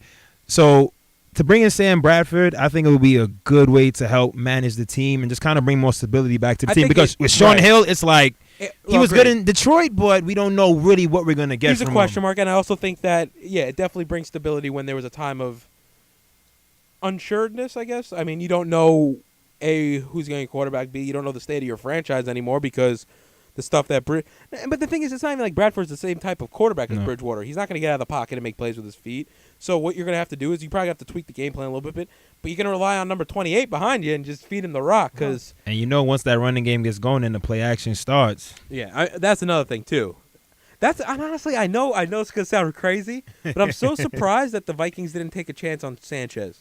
Because their team seems so identical in terms of their philosophy to almost, I won't say identical, very similar to how the Jets were doing it in 2009. A lot of ground and pound. Hit your quick outs and your slants and those, assured passes when you can, and rely on your defense. And I think the Vikings defense is good, and I think that they have the best running back in football. I'm not going to say he isn't anymore because Adrian Peterson has like Kobe syndrome. Every time you would write Kobe off, he would come back and drop 25 that year. I feel like you do the same thing with Peterson. It's like, oh no, he'll only rush for 900 yards this year. It's like, no, Peterson's giving you 1,400 and 10 touchdowns, whether you like it or not. Yeah. But the Mark Sanchez, I mean, He's had the same setup in Denver. He had a returning Super Bowl defense, and all he really had to do, he had a really solid offense around them. He had to make throws. And he even win the job. And he could even win the job behind Trevor Siemian and Paxton Lynch. And you were a quarterback who's been in AFC Championship games. You've been through the grind. Top 5 pick. Yeah, I think at this point it's like he is kind of like with Sean Hill and with Sam Bradford. They're just who they are. And then back to the trade, it's like now not only are you giving up a first-round pick, but you're throwing all your eggs into Carson Wentz's basket, which you should because he's the number 2 pick in the draft. But is he really going to be? Is Carson Wentz going to be that good this year? I think there's going to be a lot of learning curve, and there's going to be a lot of bumps in this road. And also, if they actually don't have a great season, they could also go for that quarterback that's coming out of Clemson. They can't though because they just traded. They traded for the number 2 pick. Oh yeah, that's true. I forgot about that. I don't even know the Browns. So that's right. But then again, I guess they now have the Vikings number 1 pick, which is great. I mean, the Eagles got to steal because they get their number 1 pick back. They give Carson Wentz experience, and you have to assume I don't think the Vikings are making the playoff. I had them as a wild card team initially behind Green Bay, maybe even winning the division. I think they had a legitimate chance of winning the division, and now. I mean, if they're 9-7, 10-6, I think that's a great season. I mean, because I think Bridgewater would have did the same thing. If it was 9-7, Bridgewater would have been a lot better. I think it would have been. I think he would have got them to right around that 10-6, 9-7 I think they're competing mark. for the division if Bridgewater's playing. I don't think they're doing the same anymore. Really? Yeah. Oh. I mean, they competed for the division last year. They won the division last year. No, they competed. Yeah, Aaron had an off year though. Yeah. His off year. Yeah. So I don't really see the Eagles competing for the title, and the other team is the Redskins, and I don't know. This whole division's so up and down, like every year. Yep. The Redskins were good last year. The year before that, they were trash. Yep. So they could very well be trash again this year. Trash again this year. We don't know what Kirk Cousins really is. Which is, I mean, their offense is good. I like, Garcon is older, but whatever. Deshaun Jackson could still give you 70 and 1,000. And Doxson's supposed to be quality, even though he's coming back from injury. And, of course, Reed, one of the best tight ends in the league. So the big signing's got to be the Norman deal, though. You bring in a guy like Josh Norman, you bring him in for one reason only, and that's to be the shutdown corner against the number one receiver. And the thing is, I don't think he really did that in Carolina. Nope, it was his own. Right, the type of defense. They never matched up Josh Norman on the one-on-one guy. And I'm not saying he can't do it, but I'm saying it's a lot of dinero for a guy that's never really played in the system before. And also, this has the potential to also go down, just like the bust that was Albert Hainsworth when they signed him to that big mega contract in Washington a couple years ago, and he ended up not doing anything for the team and actually causing more of a headache for Mike Shanahan. So and that was also a system switch as well. True. Which was he was going from the 3-4 to the 3-4 from to the 4-3, and he just wasn't. Which is crazy. You think that these guys are paying $100 million, they could easily switch and just all you got to move is at a foot and a half to the right, and that's it. Just hit that gap instead of hitting the center in the head. But I guess it works out for some people, and you just have that mix with the coach and whatnot. Right. Washington, put their eggs in that basket, so they got to hope he's able to play at least the level that he played last year, because you could say arguably in the last 2 years he's maybe been top 2 or 3 corners in the league. So what you think you're bringing in is hopefully a guy that's going to be consistent every play and live up to the $15 million a year that they're giving him. Mm-hmm. So, but like I said, I think the team as a whole is a question mark, and I don't know where the Redskins are going to finish. I think it's between them them and the Giants, because where's Dallas going to be when Romo gets back? Or even if he's able to come back, we don't know what's going to be the injury prognosis down the road. But I do agree with you. I think it's going to be a two-way race between the Redskins and the Giants. And whatever team doesn't get the division will go in the wild card. That's exactly what I have in my pick. I actually have the Giants winning and the Redskins getting in as a wild card. Mm. Wait. And this, you guys had this after the Minnesota fiasco, or before the Minnesota fiasco? Because I had Minnesota and the loser of the NFC West getting in as the wild cards. Ooh. Because Seattle or Arizona is getting one of the wild cards. Yeah, I agree with that. I have Arizona. I would think even with Minnesota, with Bridgewater, I think the collection of talent around Kirk Cousins in Washington is much better on offense. Because when you think about it, Vikings, you call AP, then afterwards they have a lot of talent. Stephon Diggs is good. Stephon Diggs is good, but then what's that after there? Yeah. You got Washington, who has Kirk Cousins, a tight end at Jordan Reed, who's going to be his safety blanket. You have Pierre Garcon coming back. You have Deshaun Jackson still and Matt Jones isn't terrible in the backfield. In the backfield. And the defense is pretty much the same with the addition of Josh Norman. I just think that those two teams will fight for that last position if they still have Bridgewater from Minnesota, but I think it would have went to Washington. And now without Bridgewater, it doesn't even matter anymore, because that's interesting. Does that almost put maybe a team like the LA Rams or whoever's in third in the NFC West into consideration? Well, I assume it would be the LA Rams. Just I don't think San Francisco's going to be very good. Does that put them into consideration for potentially getting into the wild card hunt? Because now it sounds like from what we're sounding like is, truthfully, I don't think, and I know we're going to go over our pick. We're definitely going to do our division picks in a little bit. But truthfully, I don't think anyone in the NFC North now is going to get in except for who wins the division. I already told you about the two teams in the NFC West. And then it's almost like NFC South, I think, is going to be Carolina's division to lose. So does a team like maybe New Orleans or Atlanta then have a chance to pounce? Because if you look at Atlanta was 5-0 to start the season last year. Of course, they fell off a cliff.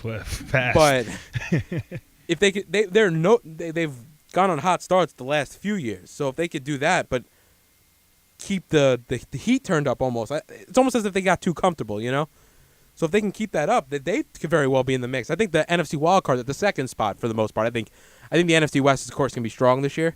So I think the second spot of the wild card, is going to be up for grabs, possibly with 2-3 teams all fighting it out until the end of the season. Right. To make it. So I agree. The Giants are our favorite in the NFC East. Yeah. Yes. With the Reds. So what do we think? We got Giants, Redskins, Cowboys, Eagles? Yes. Eagles, Cowboys? Cowboys, Eagles. Cowboys, Eagles. I think we're all on the same page now. Would you have put the Cowboys higher had Romo not gone down? Yes. Yeah. winning the I division? think They I don't know about winning the division. I think you swap them with the Redskins. I think they become like the second, the wild card contender. the wild card contender, and obviously the nemesis of the Giants to win the NFC East. And also the It games is in gonna the be- division get yeah. a lot harder against Dallas too. Right, and because it's going to be somewhat of a battle to win the division between Washington and the Giants. And I then feel that if Dallas would have Romo- been thrown in there as well. If then, Romo had not gone down, I think it would have been the Giants and the Cowboys. with Washington trying to maybe hang in there. Yep. Gotcha. All right. Yeah, so you listen to Justin Gorno on 94.3 FM as well as WBMBBIZ.com. Sergio and myself are enjoying our first show back. We have the pleasure of having Jamal in with us today in a nice kickoff show for the new semester. We're going to be on every Wednesday from 5 to 7, and we're just getting started tonight with our football talk. Please give us a call or tweet us, or we actually just put up a Facebook page. Serge, you want to? Yeah, we did. It's the same title as our show, The Justin Gorno Show. Just look at it on Facebook. It's at The Justin Gorno Show. So that's all of our information right there. And you can hit us up at Twitter. Yep. At Justin Gorno. So let's definitely hit us up. We want to hear from you and what you think of the Giants. We're definitely going to move on to the Jets right now. Yep. Again, updates right now from my buddy wants me to. So apparently Andy Murray just got upset in the U.S. Open. I don't know if that even means anything, but he said it was an epic match. Whatever. It's tennis and it's football season, so we don't care anymore. Yeah. But I definitely want to move on to the other locker room that occupies MetLife Stadium. Yep. And that is the green of the Jets. And I got to be honest, guys, as a Jets fan this year, I'm a little bit down on the team. Coming off last year, I think was their real opportunity to seize a playoff spot. You think about it. We're playing the AFC South last year. We're playing the NFC, and we played the NFC East last year. Arguably the two easiest divisions in football. This year we play the AFC North, and we play the NFC West. Throw in the division that we're currently in, the AFC East, and the two random games. Well, they're not random. Those are the two games based off how you finished last year. They play Indy and they play Kansas City as their two extra games, which in themselves are ridiculously hard. So I definitely want to run through the Jets schedule. I definitely want to get your guys' opinions on what you think the Jets are this year. And was it worth bringing Fitzpatrick back? I'm actually in the side that says no, I don't think they should have brought Fitzpatrick back. I think they should have ran with Geno and given him a year just because I think this year is going to be a garbage year anyway with Fitzpatrick. If they couldn't make the playoffs last year, they're sure as heck not going to make the playoffs this year. And looking at Fitzpatrick's numbers, every time he's done well in like a short span of time, you know, when he did well in Houston, he got a major contract. When he did well in Buffalo, he got a major contract. Then after that, the guy just falls off the face of the earth and he doesn't play up to par. And in a quarterback-driven league, I would have just said, you know what? Looking at the way the team is constructed, the team is put together. They were thinking, okay, we got a veteran team. Let's just get this quarterback in, and unless he has the chemistry with Brandon Marshall, Eric Decker, let's just get this ground rolled. Let's get this thing moving. But Fitzpatrick, I wish they would have probably went in a different direction because I don't like the signing. I thought it was a bad move. Yeah, and where are the Jets at the end of the season that they're so much better than with Fitzpatrick? I don't see it. I see them. I know we're gonna go. I know we're gonna go over the schedule in a second, and I'm gonna tell you my honest opinion. But I just don't see them being better than an 8-8, 9-7, potentially even 7-9 football team. If you look at their schedule, the first six. Jamal, you have it up in front of you there. Yep. Look at the first 6 weeks. Tough. Ridiculous. Wow. They all playoff teams except for Think Buffalo. about this. And the Buffalo they play on a Thursday night in Buffalo, I believe. Think about the team. Right in Buffalo second week. Yeah, at Buffalo. In Buffalo on Thursday night. Thursday night. Yeah. So From as we Sunday. know, we've had so much success with Buffalo. Doesn't really matter what night of the week it is because that's probably our Achilles heel right now. Think about this. But it's just ridiculous. I mean, you start home against Cincinnati. You're in Buffalo. Here, Jamal, read me off the first 6. I got you. Number 3, week 3 at Kansas City. Week 4 at home versus Seattle. Week 5 at Pittsburgh. Week 6 at Arizona. Wow. Damn. I literally think they could potentially lose all of these games. Oh, really? I think they could potentially I don't think lose. they'll lose all of them. I do I think think- they're going to win opening day. Okay, I could see the Cincy one as them being the team, or maybe potentially Buffalo, but that Kansas City, that Seattle team, Pittsburgh and Arizona, that 3-week stretch. Their first stretch. decent game is home against Baltimore, I believe. Oh my God. Yeah. Right? Yeah. And then they play Cleveland. Wow, and Cleveland defense is pretty good. And Baltimore is a huge question mark because I truthfully think that Baltimore could be. They're not going to be you don't get Suggs back, you don't get Flacco back, you don't get Steve Smith back, and you're not a better team. Of course. So they're going to be quality. They're going to, I think, compete in the AFC North, and it's just ridiculous. And we got to play Brady 2 times. Now we get a shot at New England that's another thing, before. Wow. Wow. So, Serge, what do you want to do? You want to run down this again? Yeah, let's do it. I got the grid ready to go. All right. So, all right, opening day, Cincy coming to MetLife.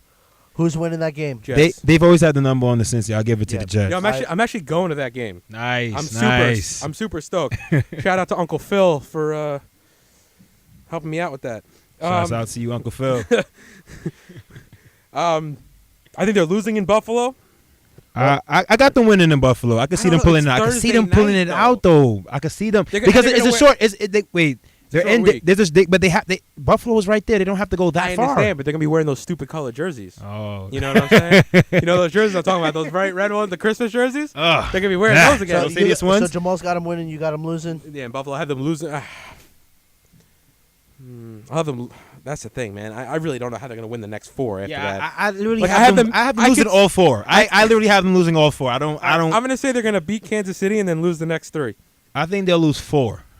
Yeah, I am. I'm with Jamal there. I think they're gonna lose to Kansas City and then to Seattle. Actually, you know what? No, I think they could actually come up against the Steelers and pull it off. The Steelers, I think, is the most winnable game out of those 4. Not even Kansas City. I think Kansas City's going to be so good. Okay, yeah, they are bringing. Yeah. I think they're going to go like 12-4. Wow. To be honest, I really do. Yeah. Looks like the AFC West is their division. No, yeah.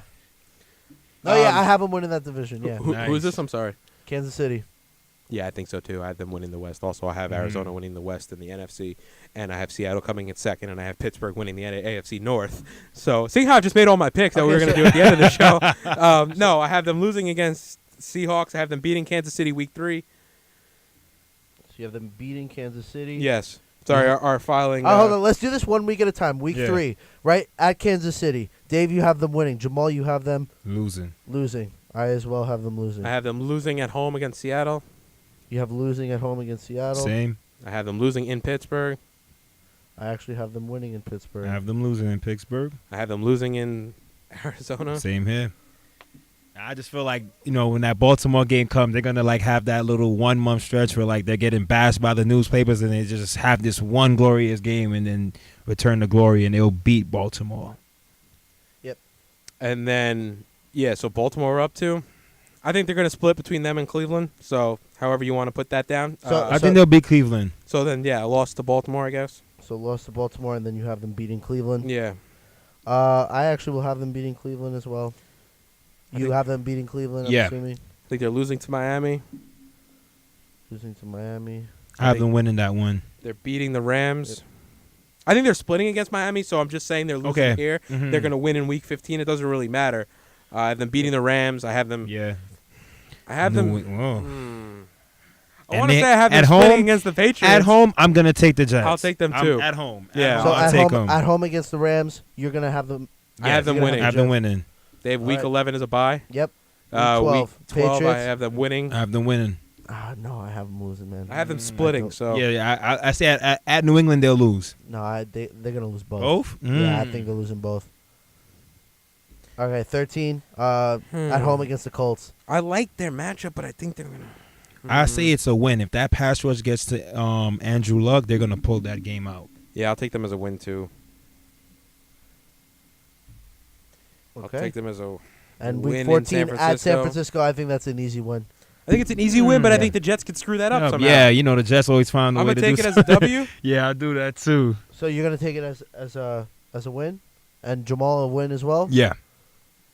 And then I had them splitting against the Miami in week. They play Miami again in Week 15. I had them splitting. I just want to acknowledge something. Jamal has them going on winning 7 in a row from No, the guy's confident, right? Week 7 to week 14. Jamal, you have them winning 7 in a row. It's All not right, a you hard know- schedule. If you think you about know- it, 4 of those games should But I'm be just winnable. saying, you're talking about this team as if they're not going to make the playoffs. Like, No, I'm talking about this team that's not going to make the do you think playoffs. they're going to make the playoffs, Jamal? Do I think they're gonna make the playoffs? Even as a wild card team, because there's no shot at the division. I have Cincy as one of my wild cards, and I have Ooh. AFC. Oh wait, we kind of Nah, got finish. off track. Yeah, let's finish it first. Let's finish it first. Okay, We so didn't know what they're going to be, and we want to know what they're we going to just, finish. we just yeah, week 15, they're at home against the Dolphins. lost. Loss. Yeah, I have them winning because I think I had them split against the Dolphins, and I'm sure week 9 I had them losing. So Week right? 9, you had them losing. Yes. So they're going to win. I think they're going to split against the Pats, and I think they're going to somehow get swept against the Bills. It's ridiculous. I think they're gonna lose their last 3 games. At Buffalo I again. had them losing Pats and Bills. No, at home. No, they're at home. Oh, Against at home. They're at home. Yeah. So you want them to win, or I think Rex Ryan is gonna come back to bite us in the A. Especially because it might be his Yeah. last game coaching as a Buffalo Bill head coach. Yeah. Because he might be getting fired, and not even before the season, probably after, maybe before so the season. 16 and 17. So you have them losing 15, 16, 17. Jamal Yeah. and Dave, you have them losing 16 and 17. losing 16 and 17. Yeah. I will have them losing 16 and 17 as well. Okay. So- 1, 2, 3, 4. I think like 9. Jamal 7. has them at 9 and 7. Yeah. With a 7-game I win mean, streak. wait, 1. You know, doesn't matter. sometimes they just pull off something miraculous. I got to give them. Well, that's the thing. They're going to build our hope up. and then Like, oh my God, we had such a tough schedule, but we're still doing it. We brought Fitzpatrick back. Our radio show's going to be going crazy because we're like, the Jets are in it, and then we're just going to. and then lose. Yeah, man. It's just so bad. Okay, Dave's got him at 8 and 8. And that's a high end. I told you there was a few Right. games there that I didn't feel comfortable about. I picked the Ravens, I believe in. Well, I didn't pick the Ravens, but I don't think the Rams is a deadlock win. I think the Colts is a question mark. What did I take week 13 for the Jets? Week 13, you took them beating the Indy, I Colts. could see them losing that. I could see them losing San Francisco. I could truthfully see them losing both the games to Miami and the Patriots. I don't think they're gonna go 0-6 in the division. So I think they're gonna go about 2-4 in the division. That's what I have them at right now. Yep. But there's no. They're playing like Jamal. What was your expression when you saw the first 6 games? I was scared. I mean, that is ridiculous. I look at those teams. 5 out of You 6 are have playoff teams. I mean, to go at Kansas City, then back home for Seattle, And then then into go to Pittsburgh. then go to Arizona. Wow. I mean, you said it yourself. There's a chance that they go 0-4 or 1-5 in their first. Yeah. You even I said could think- see it. Or 0-6 to start. Or the 0-6 season. because Cincinnati's no pushover. Buffalo, they could unexpectedly come to play, and Kansas City. I mean, Serge, you got them at 12-4. Yeah. Seattle was going to be. We're kind of picking Seattle's- those two to either win the division. Yeah. I mean, it doesn't matter. Seattle's You what know. two out of the last 3 years. Yeah. They were the NFC representative for the Super Bowl, so they're gonna be there. They're gonna be there. And the 4 teams, they all playoff. Well, Cincinnati too. I mean, if you think about it, truthfully, I think We're they're playing gonna 5 go. former playoff Right. teams. So I think they're gonna go 2-4 in the division. They're gonna go at the best 2-2 in the AFC North, at best 2-2 in the NFC West, and that leaves Indy and Kansas City, which right now I have them splitting, but I can see them losing both of those games. you So for could- me, 7-9 is not out of 6-10 is not out of the realm of possibility here. And it's unfortunate. So you bring a guy back like Fitzpatrick, and this is what I'm saying with Fitzpatrick. Sure, I think the numbers are a little skewed worse if we have Geno Smith, but who cares? Let's see what he yeah, has. if you're not even though- making the playoffs either way, I mean, couldn't agree with you more. Get a better draft pick and see what the Yeah. guy has. And you know what? If somehow he shows up like he did in the last game in Miami or the game in Atlanta a few years back when they beat him on Monday Night Football, if he shows up Right. like that, well then guess what? Then we deserve to win and we deserve to make the playoffs. Because if he could show up like that for 17 weeks, then the Jets will be in pretty good shape. But the fact is he probably can't. I don't think Fitzpatrick's your savior. Last year was his best year, and he was a 33-year-old quarterback. Yep. And now, I mean, you're not – look, I love Brandon Marshall, and I truthfully think he's a top 10 receiver in the league, and he probably has been for some time right now, right? But you can't expect 15 touchdowns out of this guy again. I mean, Decker's the best number 2 in the league. You can't expect another 11, 12 touchdowns out of him. I don't think Fitzpatrick is capable of reproducing those numbers. You lose Ivory, you bring in Forte. Forte's great, not the same type of player as Ivory. I think Powell and Forte are closer than Powell and Ivory, where I think there was a little bit differentiated. Ivory was your bruiser, and Powell was your scat back almost. Now I think you have Forte, who's could do a lot of things. He could run outside tackles. He could run inside tackles. He catch the ball in the backfield. But Powell's a very similar player. So I don't think they have a lot of diversity in terms of on their running back game. The receivers I love. I just went through them. I like them a lot. I like Onunwa. I think Devin Smith coming back is going to be good. I think he's a good player. I think he's going to be a speedster, a nice vertical threat that we don't have. We have a lot of possession guys. We don't really have too many guys that could burn you over the top, which I think he does. He has incredible speed. Tight end situation is a show. Let me tell you. They just cut Amaro. I was surprised by that. I mean, their tight ends right now are Kellen Davis and Brandon Boswick. Brandon Boswick, of his notable fame for fumbling the onside kick against Seattle a few years back in the playoffs, NFC division game, I believe. So that's his claim to fame. You remember that when it hits him in the shoulder? Oh, and it goes through on Green Bay. Yeah, exactly. Okay. Exactly. No, not on the Jets. In the playoffs a few years back. So that's his claim to fame. So you're not expecting much offensively at the tight end position, mostly just blocking. So I am very. I don't feel very confident about the way. I don't feel confident at all, really, about the Jets season. Like I said, I have them at 8-8 at best, and that's not including a couple of the games that I felt like, all right, the 50-50. You know, it's not a lock that they split with the Dolphins. It's definitely not a lock that they split with the Patriots. I could see them getting beat up in both of those. You just hope that they're a little bit better than I'm predicting to be. So. Do any of you guys have them in the playoffs? Let's put it that way. I do not. At the look of this schedule, no. I actually, believe it or not, when we made our picks, just without even looking at the schedule or taking a deeper look at things, I was like, you know what? Yeah, maybe the Jets could squeak in. And then looking at the schedule, I was there's a very good chance they can go 0-6 in the first 6 games. The schedule is really insane. Like, it's not figuratively insane. The schedule is really insane. If you really think about how the schedule is broken down. The thing is, so the Jets finished second last year, right? So you know how the schedule is broken down, right? You play 6 against your own division. You play 4 against the division. The other thing, you play 4 against the division in your own conference.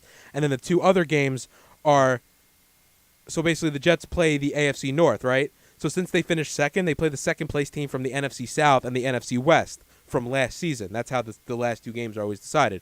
So the Jets so happen that because they're in second place, they have to face Kansas City, who was the second-place team last year, where arguably they're going to be the division leader this year. They have to play Indy, who was not very good last year because Luck was out, but they were still a second-place team. If they were third last year, they'd be playing like Oakland and Tennessee, or I believe, which is so much more. Like, that adds 2 more games into your schedule that are winnable. This Kansas City game, I don't think is very winnable. No. 50-50 at best. I think I have them winning, but I think it's going to be tough for them to win. I just don't want to say that they're going to lose 5 out of their first 6. I want to say they're going to lose 2 out of their first 6. So, yeah, I think we're pretty much all on the same schedule here. We don't think they're going to make the playoffs. And, Serge, what do you think they should have brought Fitzpatrick back? All right. Here's how I look at this. I think that they should have done, like you said, let not re-sign Fitzpatrick. Let Geno play out the year. I think that's very similar to what Minnesota should have done. I feel like Minnesota should have, since the Bridgewater injury fell on them, they should have given up on the season. Let anybody play quarterback. Just wait for him to come back instead of spending money on Bradford. I think the Jets could have done something similar to what Minnesota should have done. Trading for a quarterback? Yeah, maybe trading for a quarterback because ultimately your options out there are not very good. I know, but you're waiting till now just for Bradford to be available, and even then, do you want Bradford at $18 million a year? I'd rather have Fitzpatrick at $12 million a year. No, I'm not saying sign Bradford. I'm just saying put what's the quarterback free agency looking like next year? The thing is, now with NFL quarterbacks, they don't reach free agency. We just saw Breeze sign another contract at what? You tipped it up top of the hour. $100 million for another 4 or 5 years. And what? He's 38? I think the next free agent that probably may not get an extension is probably Ryan Tannehill from Miami. Nah, he already has one. Oh, he already has one? Yeah. Wow. So they're locking up all these quarterbacks. Yeah, wow. all these quarterbacks has them. Jameis is going to get one. Yeah, I can see it. Like, think about it. RG3 got available. Like, that's the type of quarterback that we're talking about that hits the free agent market. Guys like RG3, that level. I don't think RG3 is much better than Fitzpatrick, regardless of what he does on Cleveland this year. He's younger. That's the only better thing. But he's not. The locker room wanted Fitzpatrick back. Yeah, I truly think it was a locker McCagnon room went move. into one of the leaders, Marshall or Mangold, went into McCagnon's office and said, "Look, this is the guy we want to run with. This is the guy we believe in, and this is the guy that we think that can get us to the playoffs." I truthfully think they're a little mistaken, but and that's not to include that I also think they could potentially lose the Cincinnati game on the opening kickoff, which I had them winning too. So, like I said, they could easily be 6-10, 5-11, and it really wouldn't surprise me. And people are saying, "Oh, Dave, you're a Jets fan," and I've talked to my buddies about this. Like, how are you so down as a Jets fan? I'm like, down. I'm like, this is realistic. Like, truthfully, you know how excited I'm going to be if they're 7-9 or 8-8 because they're going to be so much better than I thought they were going to be.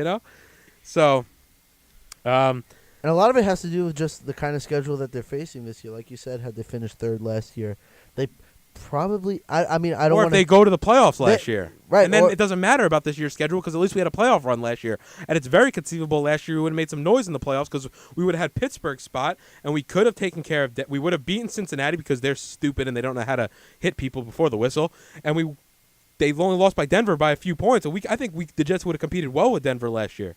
Sorry, I didn't mean to interrupt you, but that's how I felt about the situation. I was just about to head on the same track as you. And ultimately, like, not to sound too definitive here, but had they finished third last year and the schedule was a tad easier, could have made the playoffs this year too. That's the difference between 10-6 and 8-8 right there. Yeah. Playing Tennessee instead of Indy and playing Oakland or.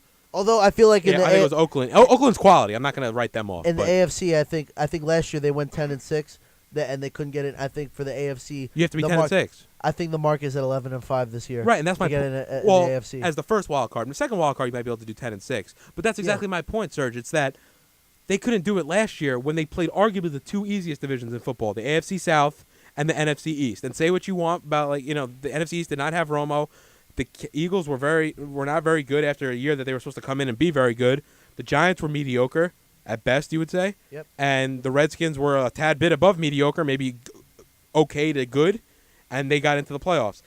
If the Jets can't do it against those two divisions, then they're not going to do it against. These two divisions are probably the two hardest in football. They go from the two easiest divisions in football playing against, not to mention playing the Patriots twice a year. Yeah, when Brady is of going to course. be back. And I love that. Jamal, you said it before, man. I love how we don't get we get none of those fruits. We get none of the fruit of that labor right there. It's like, oh, Brady, we're going to take you out enough games, but make sure you're right back in time to face the Jets in two crucial games late in the season. Shoot, let's hope to God he's rusty. Yeah, you know what he's gonna do when he comes back, but right? It's like towards the end though, so like I know he's gonna. Any rust he would have gotten, it doesn't matter. would have been. Do you know gone what by he's then. gonna do the first week 5 when he comes back? Do you know what he's gonna do? He's gonna throw for like oh 5 my touchdowns. God, it's not like I feel bad for the running backs on the Patriots after week 5 because there is no chance that they touch the ball anymore, except for maybe like Deion Lewis out of the backfield, and even he's hurt. I definitely want to get into picking some of our. We've talked a lot so far. I definitely want to go into more individually with the divisions around the league, and also a couple of my buddies. What do you want to do first, though? Week 1 picks or division picks overall? I want to end with the week 1 picks because my Okay. buddies actually been texting me some fantasy football questions they want answered on air. All right. So if we can definitely let's do some division picks and then we'll get over to their questions. All right. All right. All right. Sounds good. Excellent. So NFC East, we had the Giants. We'll just recap. We all had the Giants. I think we all think that it's going to be between them and Washington for the most part. Now with Dallas losing Romo. Right. Okay. AFC East. We didn't mention it, but I'm pretty sure it's on. New England. New England. Yeah, New England. Okay. Yeah. And not only that, but if you look at it, like New England's schedule is not very hard when, when Brady's out of the team. I'm pretty sure they play Houston, they play Arizona week 1, and I'm pretty sure they play the Buffalo and Miami. So it's not right. That's right. So it's not. I mean, I don't really care. I know they play in Arizona to start the season, so I think they'll lose that game. But I don't think it matters. I mean, you look at it like they could easily beat. It wouldn't surprise me, first of all, if they beat Buffalo, Miami, and Houston with Garoppolo, because that's how I feel like the Patriots would do it. But even if they come out of this 1-3 or 2-2, they're fine. I mean, their biggest competition in division. Let's say their biggest divisional competition is obviously the 3 teams in the division. I don't know why I'm saying it like that, but the Jets we just said are going to be out of it. Buffalo's never real. I mean, and Buffalo, and Miami have been mediocre for what now? Since Miami's been mediocre since 2008, and Buffalo's been mediocre since 1999.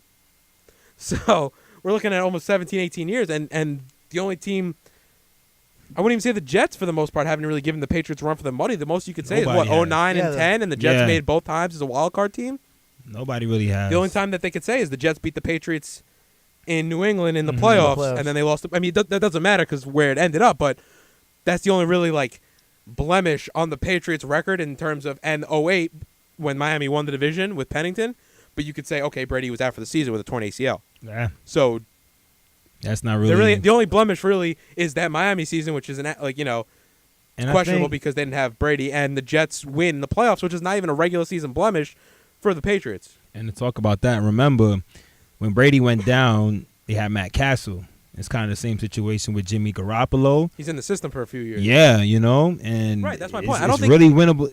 If they go 3-1 in the first four, Yeah, it's not I- surprising. I could see them losing at the Cardinals, but those other 3 games, it's a toss-up. But if I told you, let's say they beat the Cardinals like 21-17, you wouldn't be shocked. No, You'd be like, oh, okay, No. the Patriots figured out a system. Like, Yeah. Belichick did his thing, and he figured out what's going to work against, you know. remember Josh McDaniels made Tim Tebow look like the next great quarterback, throwing for like 400 yards at the end of that Denver season. And now he's playing Right, baseball. exactly. Yeah, Oh, that's what we forgot to put on Oh our my opening. God. Tim Tebow plays. That's like a whole section for another show. So we're not gonna get into that. All right. So NFC, we're gonna go through the rest of the NFC, and then we'll head over to the AFC. NFC West, I have the Seahawks. Seahawks. I have Arizona. I have Arizona as well. Really? Yes. I don't know, man. Dave was saying before to argue the Seattle's case. 2 out of the last 3 years of the representative of the NFC at the Super Bowl. I think Russell Wilson, and towards the end of a regular season in a real like chase is going to prove to be more. I don't want to say more better because that's not grammatically correct, but Better. How about just better? That's better. Yeah, Just better. he's Drop the gonna be- more. yeah, he's gonna be better. He's gonna be better If than my what- grandmother but- was listening into this broadcast right now, boy, would she be flipping her lid. Let me tell you, with this grammatical nonsense that we have going on here. But also towards the end in the stretch for Arizona, they lost the Honey Badger So who do towards you the have, end of the Jamal? season. I have Arizona winning the Me too. division. So I think with him coming back, it's just going to solidify that defense. And Seattle is going to get in as a wild card team. I see them getting in as a wild card team. I have it the other way around. Other way around? Yeah, I have. I mean, whoever loses that between those two, Yeah, it's gonna. I don't in. see either Mhm. one of those missing the playoffs. I Right. believe we're all I on the same agree. page there. Yeah, NFC North. Green Bay. Packers. Okay, that's across the board, and I think this would be the NFC South then. Carolina. Yep, same. All right, and then The wild card teams. yeah, we can I do that. have the Redskins in Arizona. I will agree with that. You said you had them winning the division. Who? Arizona. Arizona? Yeah, Well, let's so- flip it around. Okay. Seattle. So, My Redskins bad. and Seattle. It's all Yeah, good. Seattle. What about you? You got Redskins and. I don't know if I have the Redskins. Oh, okay. That's what I'm trying to think. Because I had Minnesota Right, but until a week ago. right. I So same. now it's between Washington and Atlanta for me. I think I Atlanta. like Atlanta, but I've liked Atlanta the last few years, and they've completely underperformed. I don't think I think New Orleans' defense is still too questionable. And if I was Jamal, who did you have? You took As my Seattle wild or cards? Washington. Seattle and Washington. All right, well, I'm obviously take Seattle because that would just be foolish for me if I didn't. Yep. Huh. So I guess it would be between Washington and Atlanta or L.A. maybe. I don't know if you LA. can put LA. I'm gonna take LA out of there just because that quarterback situation. We don't know where they're getting from Goff. I think it's Goff. That's his last name. Okay, Goff. I don't know what they're gonna get from Goff. He's not even dressed. That was their first round draft pick. They Yeah, have that's Case a little Keenum. disheartening, Yeah. honestly. They got Case Keenum starting at the quarterback. It seems like the same situation that it was last year. You know, they're gonna have to ride the coattails of that defense really, really good. But Yeah. you know, with Todd Gurley there, you know, they have some punch there at the running back. But And I he's a just beast. I mean, he's a don't see them beast. getting over that hump in that division at that. All right, so AFC guys, we all have the Pats. I don't think that's like Yep. surprise, you know. So yeah, whoever would like to start, however you like in the to North, Pittsburgh. Yeah. I actually am gonna go with Cincy. Okay. I have Okay. Pittsburgh getting in as a wild card. Got it. I have it's not a Pitt, bad choice. Pitt as well. I think I don't think. I really don't know why. I can't say I have like a definitive reason. I think a healthy Le'Veon Bell. Hopefully, you get him for the full, whatever his 13 games is. That's weird. He's a guy that'll never. I don't know if he'll ever play a complete season because he'll either be hurt or he'll be suspended. Indeed. It's like stop smoking pot, man. Like you're making too much money. Like let the people who are in college and Damn, you know, come on, dude. let them smoke pot. Let the people that are making, you know, like that actually have problems smoke pot. Yeah. Don't you're making like $1 million a year. Your problems are gone. Oh man, your head hurts. Take some Vicodin. You know what I mean? Oh yeah, Advil. There you go. Or stop playing football. Take your $1 million and run. Like you could go do something else. Set up a business. Enjoy yourself. Serge. Okay, the South. Yeah, we'll do the South. Who do you got? Mm. I got the Colts. That's kind of the. I truthfully think whoever's going to win this division is going to be like 8-8. All right. Like I really do. I don't. I could see them the just Colts. because I could see all three of the teams going 3-3 in the division and just beating up on each other. All right. Could I make a conditional pick? No, but we'll. All right.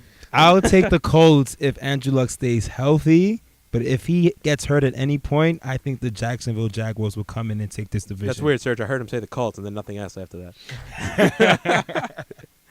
So we're basically all on the Colts bandwagon, pending the health of Andrew Luck. It's not a bandwagon because, like, let's be real, they're probably going to go 8-8, 9-7, and win the division.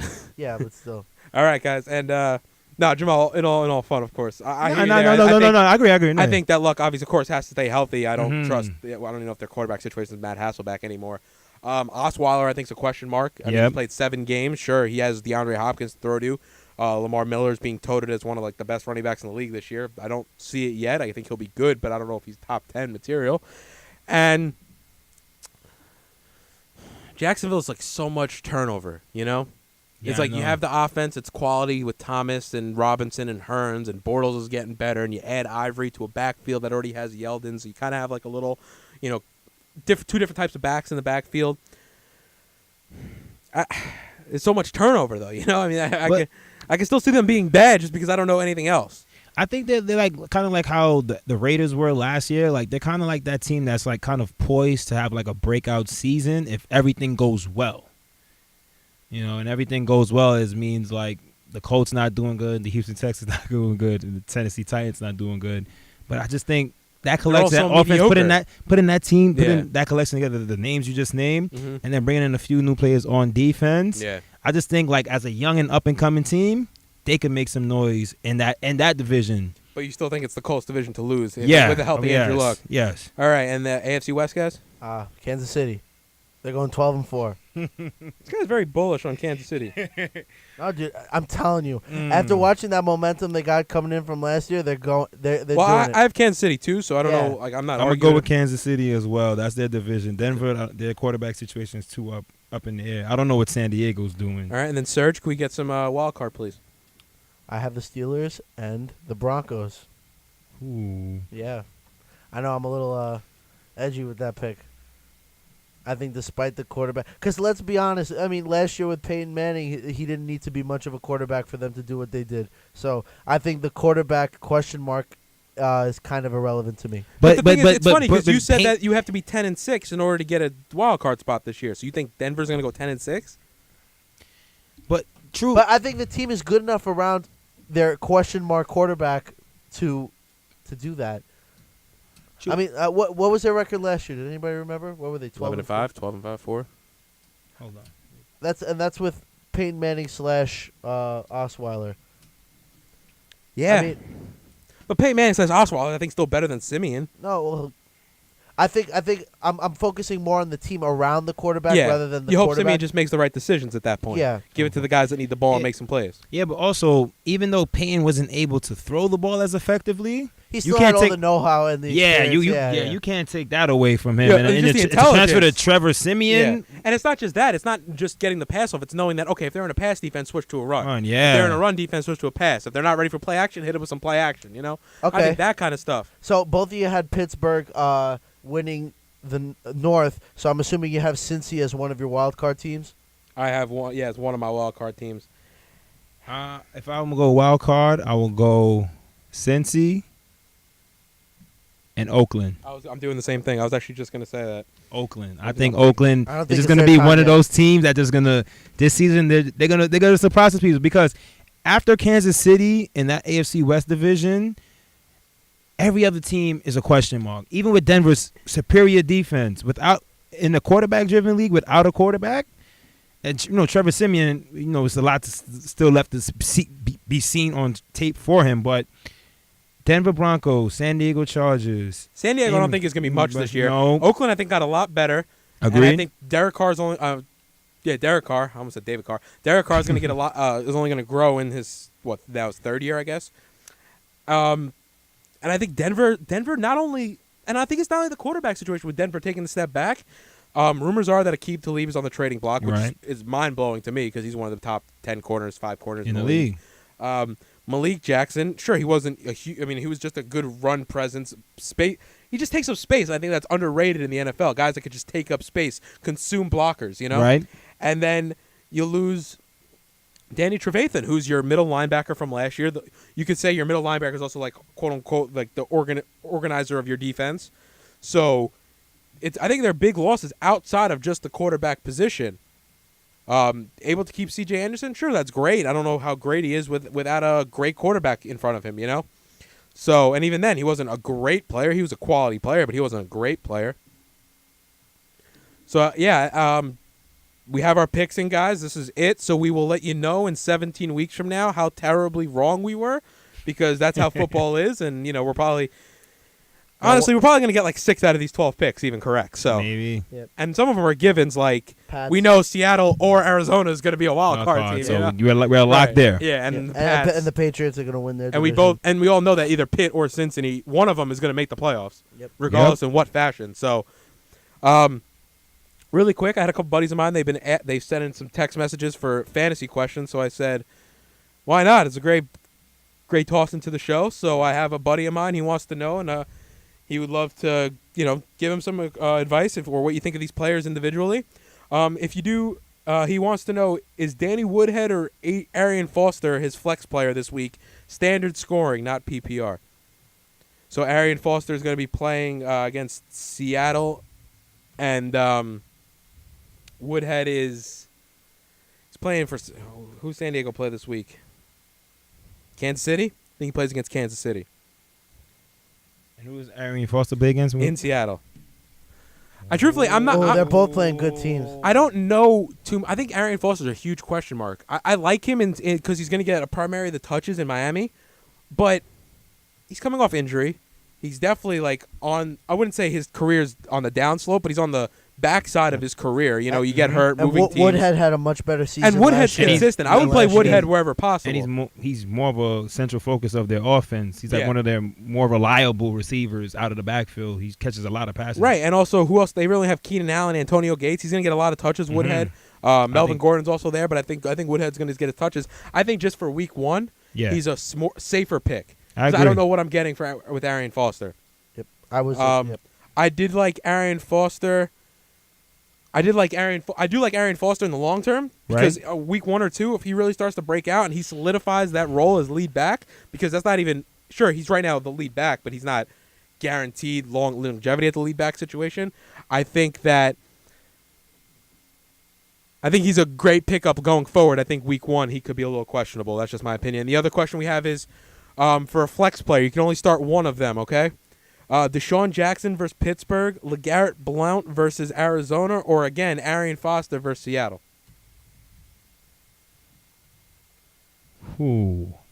You repeat Deshaun Jackson. Deshaun Jackson versus Pitt, LeGarrette Blount versus Arizona, or again, Foster versus Seattle. Yeah, I was actually going to say Deshaun, I'm still not taking too. Foster. I'll probably take Deshaun Jackson. Yeah, I'm thinking Deshaun Jackson also. Because the Pittsburgh secondary in these past couple years have been in decline. Yeah, and also, what are you getting? Like, how many touches is Blount going to get? I know Deion Lewis is out, but Blount's not even the lead guy right now. He's the lead guy right now, but Bolden's also there, and they use him in a variety of ways. Also, Blount's not going to get a lot of touches in the passing game. But then again, with Garoppolo, it's just so tough because they're also playing Arizona on Monday night or Sunday night or whatever it is. So you think they run a conservative offense, run heavy? No, I would probably take Deshaun Jackson. But the thing is, with the Blount, it's like the touchdown potential. Yeah, that is because true. He could be at the 1 and he just run him in. And just run him in. That's a 6-point play. Where Deshaun Jackson is like a home run hitter.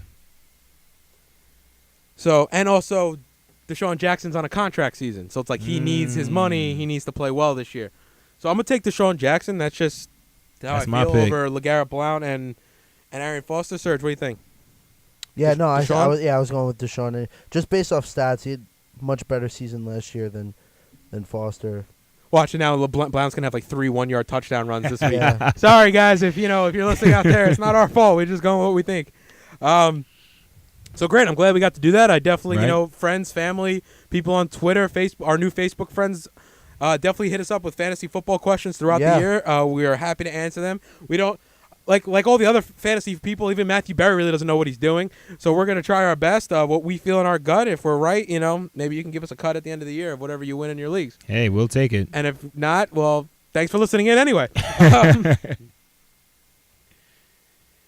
So we want to get this in. We only have about 10 minutes left. You're listening to the Justin Gorno Show on 94.3 FM as well as WBMBBiz.com. I got to get that down. It's not BaruchRadio.com anymore. Nope. It's WBMBBIZ. 1Z, right? 1Z. 1Z.com.